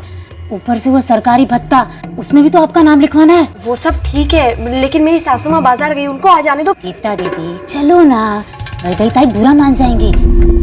वैदई वहीं कहीं बाहर इंतजार कर रही थी। ये सब कुछ पहले से तय था ना? लेकिन सर वैदई मैटरनिटी होम में ही थी जब करीब सुबह 11:30 बजे गीता बच्चे को लेकर अपने घर से निकली। मैंने स्टाफ से क्रॉस चेक भी किया था। वैदई ताई इधर इंतजार नहीं कर रही थी, उन्होंने मुझे भेजा था सोनू और गीता को लाने के लिए। तुझे कैसे पता चला गीता घर पर अकेली है? वो कुछ दिनों से मैं उनके घर के बाहर नजर रख रही थी, तो उस दिन मौका मिला था। तो पहले उनके ससुर घर से बाहर गए, फिर उनके पति, फिर जब सास बाहर गई ना, तो मैंने जाके दरवाजा खटखटा दिया। भत्ते का फॉर्म भरने के बहाने तू कहाँ लेकर गई गीता और उसके बेटे सोनू को? तूने नाम क्या बताया तेरा? दीपाली। दीपाली और कितना दूर है? बस 5 मिनट दीदी, उधर जाएंगे, फार्म भरेंगे, 2 मिनट लगेगा, फिर उधर से 10 मिनट की तो दूरी पे ही अपना सेंटर, फिर पिला देंगे बाबा को 2 बूंद, फिर डायरेक्ट घर पे दीदी।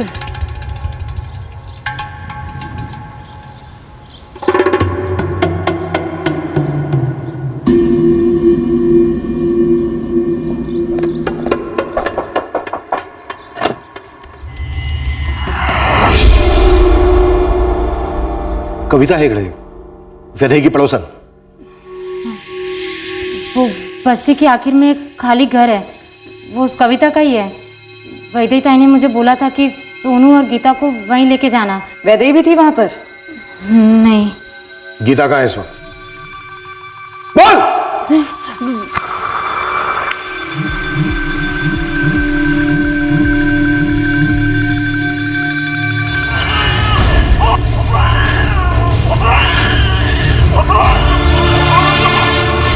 वैदेही ताई शाम को आई, अपना दवा खाने का सारा काम निपटा के। गीता और विशाल की फैमिली गीता और उसके बच्चे को पागलों की तरह ढूंढ रही थी, और ये वैदेही को अच्छे से मालूम था कि नहीं? किसको क्या मालूम, नहीं मालूम, मेरे को नहीं मालूम। मैं तो पूरा वक्त वो कविता के घर में ही थी। गीता सोनू को लेके पता नहीं कहाँ चली गई। मुझे समझ में नहीं आ रहा। अपनी माँ को बोली कि पोलियो को दवा पिलाने जा रही है। लेकिन आज तो गुरुवार है और पोलियो के कैंप्स गुरुवार को नहीं लगते, सिर्फ रविवार को लगते हैं।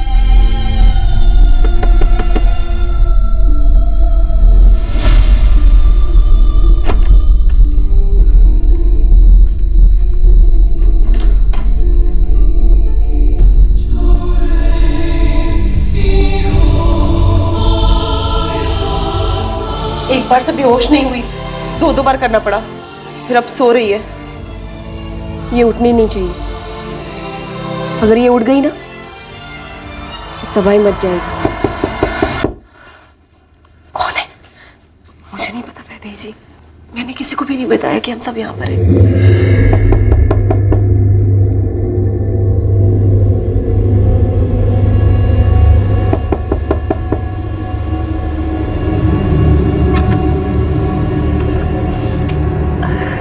अरे वैदेही जी, आप यहाँ कविता के घर में क्या कर रही हो?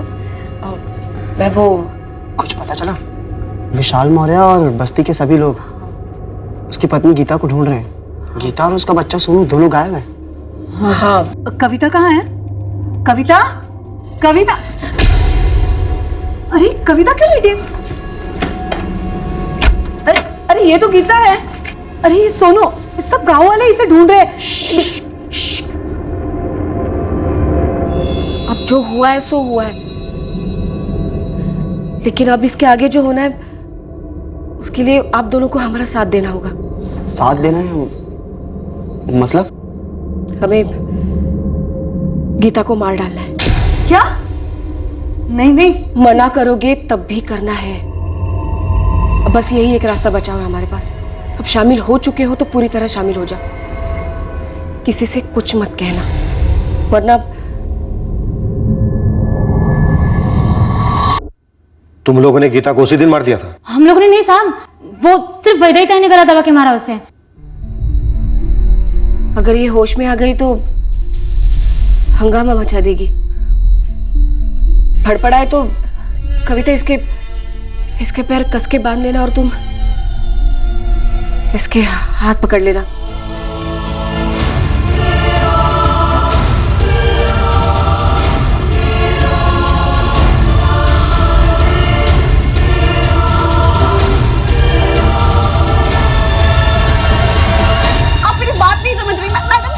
मैडम जी, हम लोगों ने ना हाथ पकड़ा ना पैर पकड़ा, जो भी किया वैदेही जी ने किया। अब सुन मैडम, सुनिए तो मेरी बात।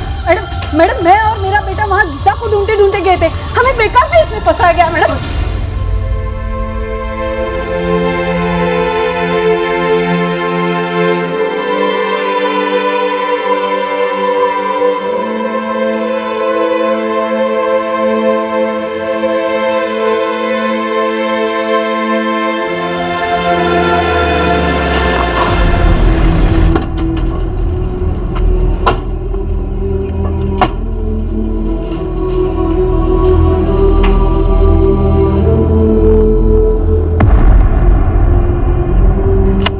गीता को धोखे से घर से ले जाकर। मैं और क्या बात करूं साहब आपसे? पहले दिन से बोल बोल के थक गया कि वो कमीनी वैदेही शामिल है इन सब में। सरासर झूठ बोल रही थी मेरी गीता से वो, लेकिन आप लोग को मेरी बात पे यकीन नहीं हुआ। मार दिया ना सबने मिलकर मेरी गीता को। मैं बुलवाऊंगा उनसे। मेरा सोनू कहाँ? शांत हो जाओ विशाल, शांत हो जाओ। हम मानते हैं हमें वैदेही तक बहुत पहले ही पहुंच जाना चाहिए, पर हम उस तक बहुत जल्द पहुंचेंगे। उसके सारे साथीदार अंदर हैं और तुम्हारा बेटा सोनू जहां कहीं भी है हम उस तक पहुंचेंगे, उसको जल्द से जल्द वापस लेकर आएंगे। मेरा सोनू मुझे जिंदा वापस चाहिए। सही सलामत। हाथ जोड़ता हूं मैं आपके, ढूंढ लीजिए मेरे सोनू को। इससे पहले वो लोग मेरी गीता की तरह मेरे सोनू के साथ में कुछ कर दे, उसको ढूंढ लीजिए साहब।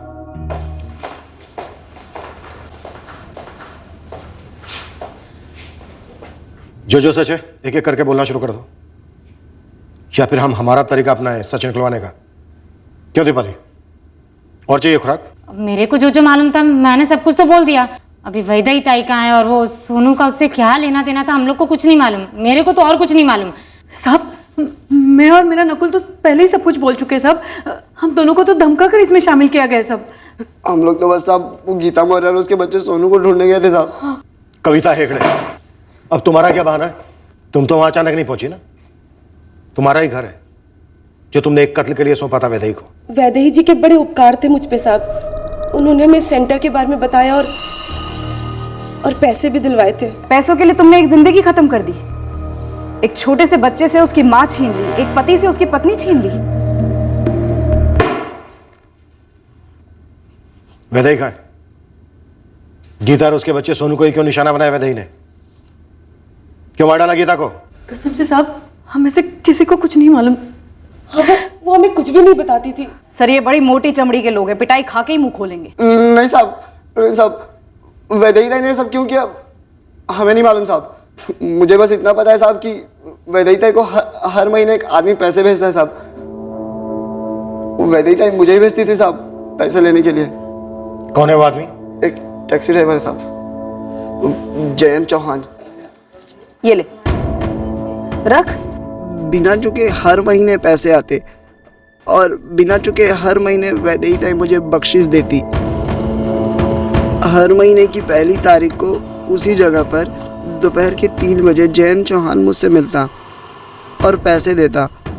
जयंत चौहान नाम, टैक्सी ड्राइवर, शंकर चौक को इस लड़के नकुल को पैसे देता था वैदेही को देने के लिए। नाम मालूम है, टैक्सी ड्राइवर है ये भी मालूम है, तब तो बहुत जल्दी पता चल जाएगा। ये क्या बच्चा खरीदने के लिए पैसे दे रहा था?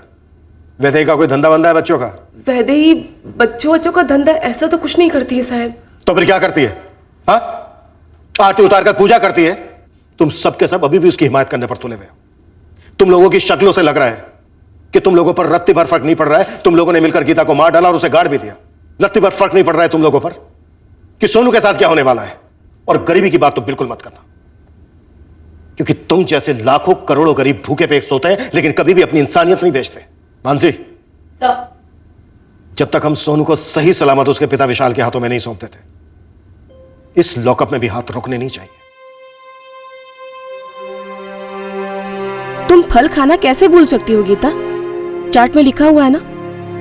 ये हमारे बच्चे के लिए मैंने खुद बुना है। अच्छा दिखा जरा हमको। और ये कुछ मेवे गीता को रोज 2 बार खिलाने। और ये तुम्हारी जिम्मेदारी, हमें हमारे बच्चे का ख्याल बहुत अच्छे तरीके से रखना। वैदेही जी क्या? अरे माफ कर दीजिए, पहली बार हुई है, दोबारा नहीं होगी। तुमने गीता के सामने बीड़ी पी कैसे? ये बीड़ी तुम्हारे लिए खतरा है सो है, वो हमारे बच्चे के लिए खतरा साबित हो सकती है। और हम क्या चाहते हैं कि हमारा बच्चा दुनिया का सबसे तंदुरुस्त बच्चा हो। ये हमारे बच्चे के लिए, वो हमारे बच्चे के लिए खतरा साबित हो सकती है कि हमारा बच्चा दुनिया का सबसे तंदुरुस्त बच्चा हो। माँ मुझे अच्छे से याद है, गीता ने खुद मुझे बोला था वैदेही आंगनवाड़ी सेविका। हाँ हाँ बेटा मुझे भी याद है। माँ पुलिस बोल रही थी कि वैदेही ने चुन के मुझे और गीता को अपना निशाना बनाया है। जब गीता पेट से थी ना, तब से वो सोनू को हमारा बच्चा बोलती थी। माँ क्या वाकई में वैदेही मेरे सोनू को अपना खुद का बच्चा मानती थी, इसलिए उसको उठा ले गई? तुम दोनों के बच्चे को अपना बच्चा कैसे समझ सकती है वो? साहब मैं जयंत चौहान के घर के बाहर हूँ, लेकिन यहाँ पे तो ताला लगा है। तो पड़ोसियों से पूछना। पूछ लिया साहब। जब से ही जयंत की बीवी अनीता अपने दोनों बेटियां पूजा और साक्षी को लेकर मायके गई है, तब से जयंत भी अपना घर को ताला लगाकर कहीं चला गया। जयंत और उसकी बीवी अनीता दोनों के फोन नंबर चाहिए मुझे, और अनीता के मायके का एड्रेस भी। 4445678891। नाम है जयंत चौहान। मुझे इसके पिछले 1 साल के पूरे फोन रिकॉर्ड्स चाहिए, और ये समझ के चलना कि कल ही चाहिए थे। आप लोग ऑलरेडी 24 घंटे लेट हैं। पर जयंत की पत्नी अनीता के फोन पर रिंग जा रही है। हेलो कौन? अनीता चौहान। हाँ बेलगाम पुलिस से सब इंस्पेक्टर मिलिंद राव बोल रहा हूँ। आपका पति जयंत चौहान कहाँ है? वो तो बेलगाम में ही होने चाहिए। क्या बात है साहब? उसने अपना फोन क्यों बंद रखा है? फोन बंद कहाँ है साहब? मेरी कल रात ही बात हुई है उनसे। 8 दिन पहले आप अपने बच्चों को लेकर अपने मायके बाजागौली गई, तब से आपके घर पे ताला लगा हुआ है। जयंत दिन में टैक्सी चलाते हैं, इसीलिए ताला लगा होगा। रात में वो घर पर ही होते हैं। आपसे आमने सामने बात करनी। बेलगाम कब तक पहुंच सकती हैं? जल्द से जल्द। लेकिन क्यों? हुआ क्या है साहब? क्या किया है जयंत ने? आप वैदेही घोर पड़े को जानती हैं? नहीं। कमाल है, हर महीने आपका पति वैदेही को पैसे भेजता है और आपको ये नहीं पता कि वैदेही कौन है। पैसे भेजते थे? मुझे इस बारे में कुछ भी नहीं पता है साहब। सर, 2 बेटियां हैं अनीता और जयंत की। बेटियां? शायद जयंत को बेटा चाहिए होगा, वो बच्चा खरीदना चाहता होगा। लेकिन ऐसा कैसे हो सकता है कि इस बात का पत्नी को पता ना हो? सर, अनीता तुरंत निकल रही है बाजागौली से, वहां की एक टीम को बोलती है इसको एस्कॉर्ट करने के लिए। जयंत के फोन रिकॉर्ड शाम के पहले हमारी टेबल पर होंगे। ये कैसे मुमकिन है कि वैदेही के फोन रिकॉर्ड्स में जयंत चौहान का नंबर फीचर नहीं हुआ? वैदेही के पिछले 6 महीने के फोन रिकॉर्ड्स चेक किए, पर उसमें जयंत का नंबर नहीं फीचर होता, जबकि जयंत वैदेही को लगातार पैसे भेजता रहा है। इस लेट एंटर हुए जयंत के कैरेक्टर ने वैदेही के कैरेक्टर को और रहस्यमय बना दिया है। सर, लालू ने जयंत के घर पे बराबर नजर रखी हुई है। एक बार ये जयंत हाथ लग जाए तो वैदेही से जुड़े सारे रहस्य खुल जाएंगे। ये वैदेही का कैरेक्टर काफी कॉम्प्लेक्स है। इसका 2 बार तलाक हुआ, इसलिए कि ये कभी मां नहीं बन सकती। फिर भी इसने हमेशा अपने आप को बच्चों से घिरे हुए रखा, अपने आप को बच्चों के काम में काफी एक्सपर्ट बना लिया। इसने गीता को बहुत सोच समझकर अपना टारगेट बनाया होगा, इसीलिए इसने झूठ कहा कि एक आंगनवाड़ी सेविका है, ताकि इसकी आइडेंटिटी छुपी रहे। लेकिन सवाल यह है कि ये सब करके इसे हासिल क्या होने वाला था? हाँ लालू बोल। सब 10 मिनट हुए, ये जयंत घर लौटा है। उसने अपना फोन भी चालू कर दिया है। मैंने ब्लैंक कॉल दिया था।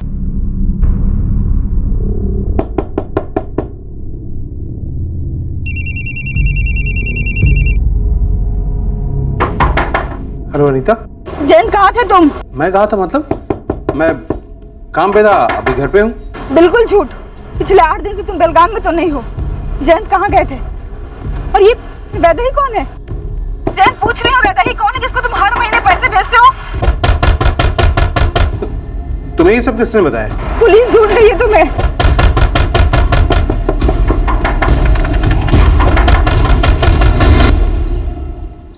जयंत चौहान, वैदेही कहाँ है और वो बच्चा कहाँ है? आप लोग मेरे बच्चे के बारे में क्यों जानना चाहते हैं? तुम्हारा बच्चा? हाँ, मेरा बच्चा। पर आप लोग मेरी निजी जिंदगी में क्यों दखल दे रहे हैं? अरे ये बच्चा मेरा है, पर मुझे नहीं मालूम कि ये औरत कौन है। कौन है ये औरत? गीता मौर्य, इस बच्चे सोनू की माँ। कत्ल कर दिया गया है इसका। क्या बकवास कर रहे हैं साहब? ये मेरा बच्चा है। वैदेही से तूने बच्चा खरीद लिया तो ये बच्चा तेरा हो गया। वैदेही कहाँ है इस वक्त? और गिरोह में और कितने लोग हैं? क्या गिरोह गिरोह बोल रहे हैं साहब? ये मेरा और वैदेही का बच्चा है। तू पति है वैदेही का? जी नहीं, प्रेमी हूं। और ये बच्चा हमारे प्यार की निशानी है, इसीलिए इसके आते ही मैंने अपनी बीवी और बच्चियों को मायके भेज दिया था, ताकि वैदेही के साथ नई गृहस्थी बसा सकूं। एक जवान औरत की जिंदगी मिटाकर उससे उसका बच्चा छीनकर तू अपनी गृहस्थी बसाने चला है। ये सब क्या बोल रहे हैं साहब? सच बोलना जयंत, गीता मौर्य के कत्ल में तेरा क्या हाथ है? साहब, मैं किसी गीता वीता को नहीं जानता साहब। साहब, मैं सिर्फ इतना जानता हूं कि वैदेही मेरा प्यार है और ये बच्चा हम दोनों का है साहब। और साहब, ये कोई सोनू नहीं है साहब, इसका नाम कार्तिक है, कार्तिक जयंत चौहान। हमारा घर जवली गांव में है, उडुपी के पास, और वैदेही अभी भी वहीं है। पर साहब, ये मेरा बच्चा है, मेरा अपना खून। वैदेही ने जन्म दिया इसे। वैदेही कब थी पेट से और कहां जना उसने इस बच्चे को और कब? 21 जुलाई को कार्तिक इस दुनिया में आया, और वहीं उसी क्लिनिक पे जहां पर वैदेही काम करती है। सुना तुमने? तुमने हमारे बच्चे की किलकारी सुनी? हाँ वैदेही। तुम हमारे बच्चे को देखने आओगे ना? अरे वैदेही, मैं मरा जा रहा हूँ तुम्हें और बच्चे दोनों को गले लगाने के लिए, लेकिन थोड़ा वक्त दो ना। एक बार अनीता और बच्चियों को मायके छोड़ देता हूँ। तुमने एक बार ही देखना चाहिए हमारे बच्चे को, बहुत ही प्यारा है। मेरी तो नजर नहीं हट रही है। मैं तुम्हें फोटो भेजूं? हाँ भेजो ना। कार्तिक नाम ठीक रहेगा ना? कार्तिक जयंत चौहान। ये फोटो भेजा था वैदेही ने डिलीवरी के बाद। 21 जुलाई को वैदेही ने नहीं, गीता मौर्य ने इस बच्चे को जन्म दिया था और इस बच्चे का नाम कार्तिक नहीं सोनू है। साहब मैं मानता हूं कि मैंने अपनी बीबी के साथ धोखा किया है, लेकिन साहब पिछले कई महीनों से पागलों के जैसे डबल शिफ्ट में काम कर रहा हूं ताकि अपने दोनों परिवारों को अच्छे से पाल पोस सकूं। साहब ये सच है कि मैं वैदेही को पैसे भेजता था, लेकिन वो बच्चा खरीदने के लिए नहीं, अपने होने वाले बच्चे को अच्छे से पाल पोस सके इसलिए। साहब मैं सच कह रहा हूं साहब, वैदेही पेट से थी। क्या 2 महीने हो गए? हाँ। लेकिन हमने हमेशा सावधानी बरती थी। कोई भी सावधानी 100% नहीं होती जयंत। एक काम करो, ये गिरा दो, मुझे नहीं चाहिए बच्चा। क्या? लेकिन मुझे चाहिए।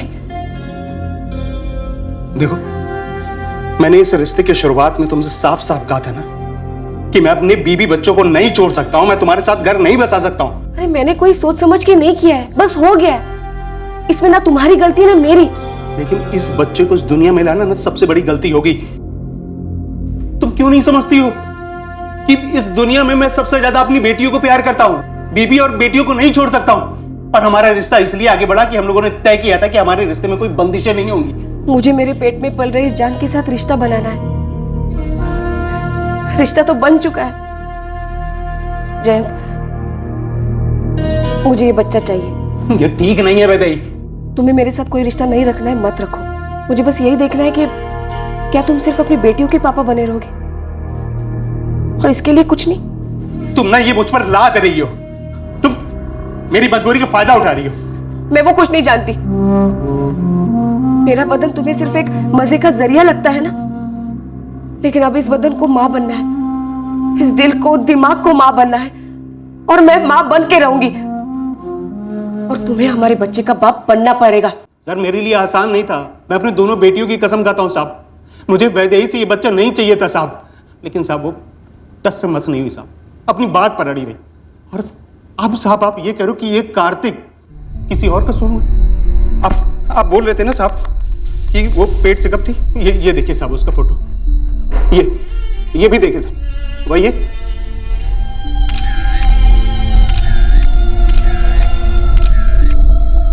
ट्रिपल 4810821 हमारे पास वैदेही का ये नंबर है। तेरे पास भी यही है? जी नहीं साहब, 444763892। जब वैदेही ने तेरे कार्तिक को जन्म दिया तब तू उसके साथ क्यों नहीं था? साहब वैदेही नहीं चाहती थी। दरअसल जैसे उसका 3रा महीना पूरा हुआ, उसने बोला कि अब तभी मिलेंगे जब हमारा बच्चा इस दुनिया में आ जाएगा। अगर किसी ने देख वेख लिया, खासकर अनीता ने, तो बवाल होगा। मैंने बोल दिया कोई नहीं, क्योंकि मुझे भी अपनी बच्चियों की परवाह थी साहब, और मैं नहीं चाहता कि मेरा बसा बसाया घर उजड़ जाए। क्या वैदेही कभी पेट से थी ही नहीं? और ये बात हम पूरे दावे के साथ कह सकते हैं। क्या तुझे पता है वैदेही की 2 शादियां क्यों टूटी? शादियां वैदेही की? मडगांव में। और दोनों शादियों में तलाक की वजह पता है क्या थी? वैदेही बच्चा पैदा नहीं कर सकती।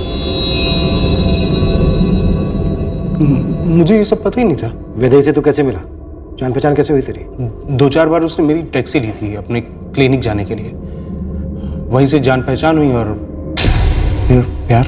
वैदेही के पड़ोसी गीता के मर्डर में शामिल थे, लेकिन उनमें से किसी ने भी तेरा नाम नहीं लिया।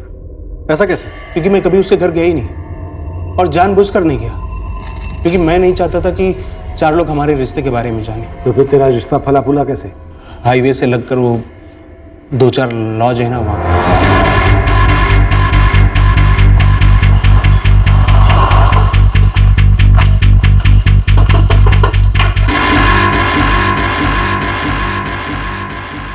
ये सिर्फ मेरा बच्चा है, मेरा बेटा, ये मेरा कार्तिक है। ये वैदेही अब बस, खेल खत्म। दीपाली, शारदा, कविता और नकुल ये सब हमारी हिरासत में है। और जयंत भी। मुझे उनसे कोई लेना देना नहीं। मेरा बेटा मेरे पास ही रहेगा, इस पे सिर्फ मेरा हक है। गलत। इस पर विशाल और गीता का हक था जो तुमने छीन लिया, और गीता से उसकी जिंदगी छीन ली। पहले चुपचाप ये बच्चा हमारे हवाले कर दो। इस बच्चे को कुछ करने की सोचना भी मत। बच्चा ले लो।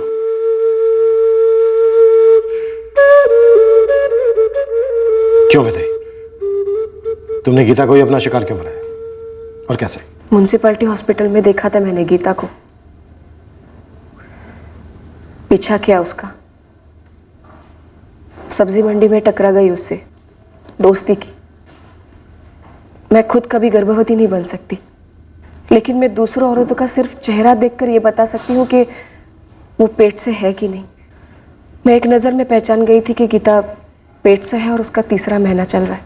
और ये तुम्हारी झूठी गर्भावस्था की प्लानिंग के लिए बिल्कुल ठीक था, ताकि तुम गीता का बच्चा चुरा कर जयंत को उल्लू बना सको, उसे धोखा दे सको। मैं जयंत को खोना नहीं चाहती थी, मुझे भी अपनी जिंदगी चाहिए थी, एक सहारा चाहिए था, घर गृहस्थी चाहिए थी। और मैं कोई आसमान नहीं मांग रही थी, मैंने उस जिंदगी का हिस्सा तो नहीं मांगा ना जयंत।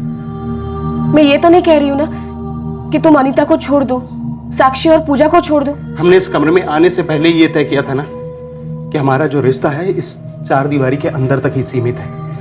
हम एक दूसरे की जिस्मानी जरूरतें पूरी करेंगे और बस वही करेंगे। और अगर इससे ज्यादा अगर तुम सोच रही हो तो मत सोचो, और अगर सोचना है तो दोबारा हम इस कमरे में नहीं मिलेंगे। तुम यही एक बात बार बार दोहराते हो जयंत, जिस्मानी जिस्मानी जिस्मानी।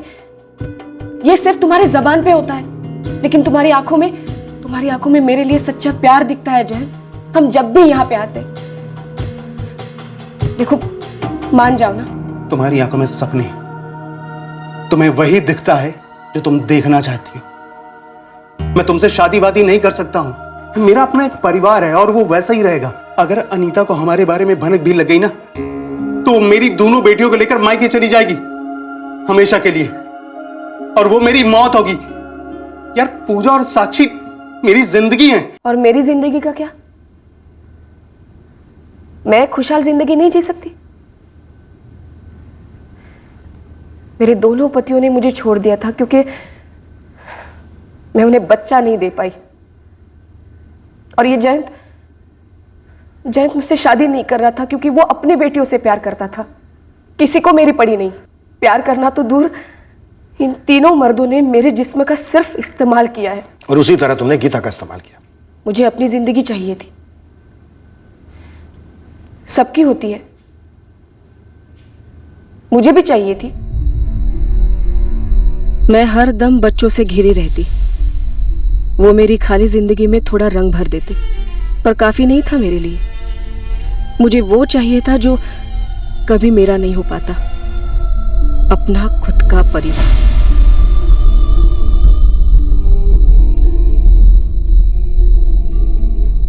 मुझे बच्चा चाहिए था, अपनी जिंदगी बनाने के लिए। मैंने गीता को पहली नजर में ही चुन लिया था, तय कर लिया था कि यही वो शरीर होगा जिससे मेरा अपना बच्चा जन्म लेगा।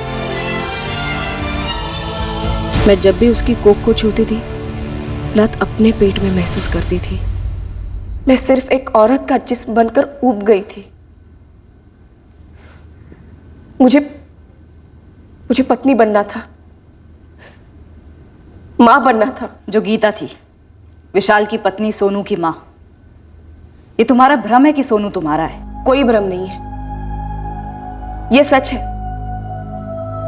जब गीता प्रेग्नेंट हुई तो मैंने उसका पूरा साथ दिया। मैंने उसकी हर तकलीफ महसूस की और दूर भी की। मैंने उसकी ऐसी देखभाल की है जैसे मैं खुद की करती। और इसमें कोई शक नहीं है कि जैसे गीता अपने बच्चे को संभालती, उससे कई गुना ज्यादा मैं संभालूंगी अपने बच्चे को। सोनू कभी कार्तिक नहीं बन सकता बेटे, और तुम कभी गीता नहीं बन सकती।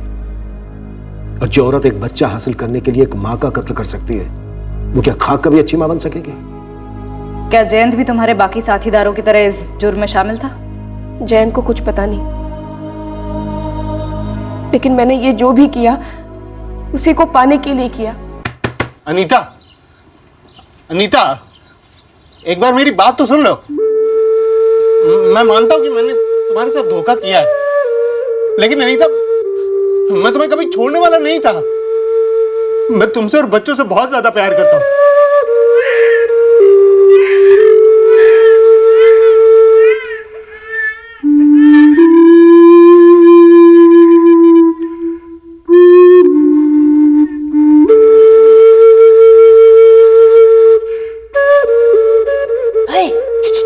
ओए बेरे, अबे सुनना ओए, अरे ओए। नया जीवन fertility clinic and IVF centre का वैदेही की इस भयंकर साजिश में कोई हाथ नहीं पाया गया। प्राकृतिक तौर पर मां ना बन पाना या पिता ना बन पाना ये कोई दोष नहीं है और ना ही कोई अपराध है, पर हां समाज हमारा इस दर्द पर नमक जरूर मलता है। कभी आंख मिलाकर तो कभी दबी आवाज में समाज ताने मारता है, क्योंकि अक्सर समाज ना समझी में कठोर भी हो जाता है। पर इस किस्म के ताने होते ही हैं अनसुना करने के लिए। उन्हें दिल पर लेकर बिन बुलाए दर्द को न्योता देने का क्या मतलब है? इन हालातों में हमें सिर्फ अपने बारे में सोचना चाहिए, ये नहीं कि लोग क्या सोचेंगे हमारे बारे में। रही बात बच्चे के सुख की, मेडिकल साइंस काफी तरक्की कर चुका है, साथ ही गोद लेने का विकल्प भी तो है, पर जुर्म कभी विकल्प नहीं हो सकता। बच्चा हासिल करने के लिए कोई भी गैर कानूनी तरीका कोई सुख नहीं देगा, और ऐसा बच्चा दुनिया के किसी भी रिश्ते को सही मायने में जोड़ नहीं पाएगा। जुर्म सिर्फ दर्द को जन्म देता है। जय हिंद। इस तरह के और भी एपिसोड देखने के लिए हमारे चैनल को सब्सक्राइब करें और बेल आइकन दबाना ना भूलें।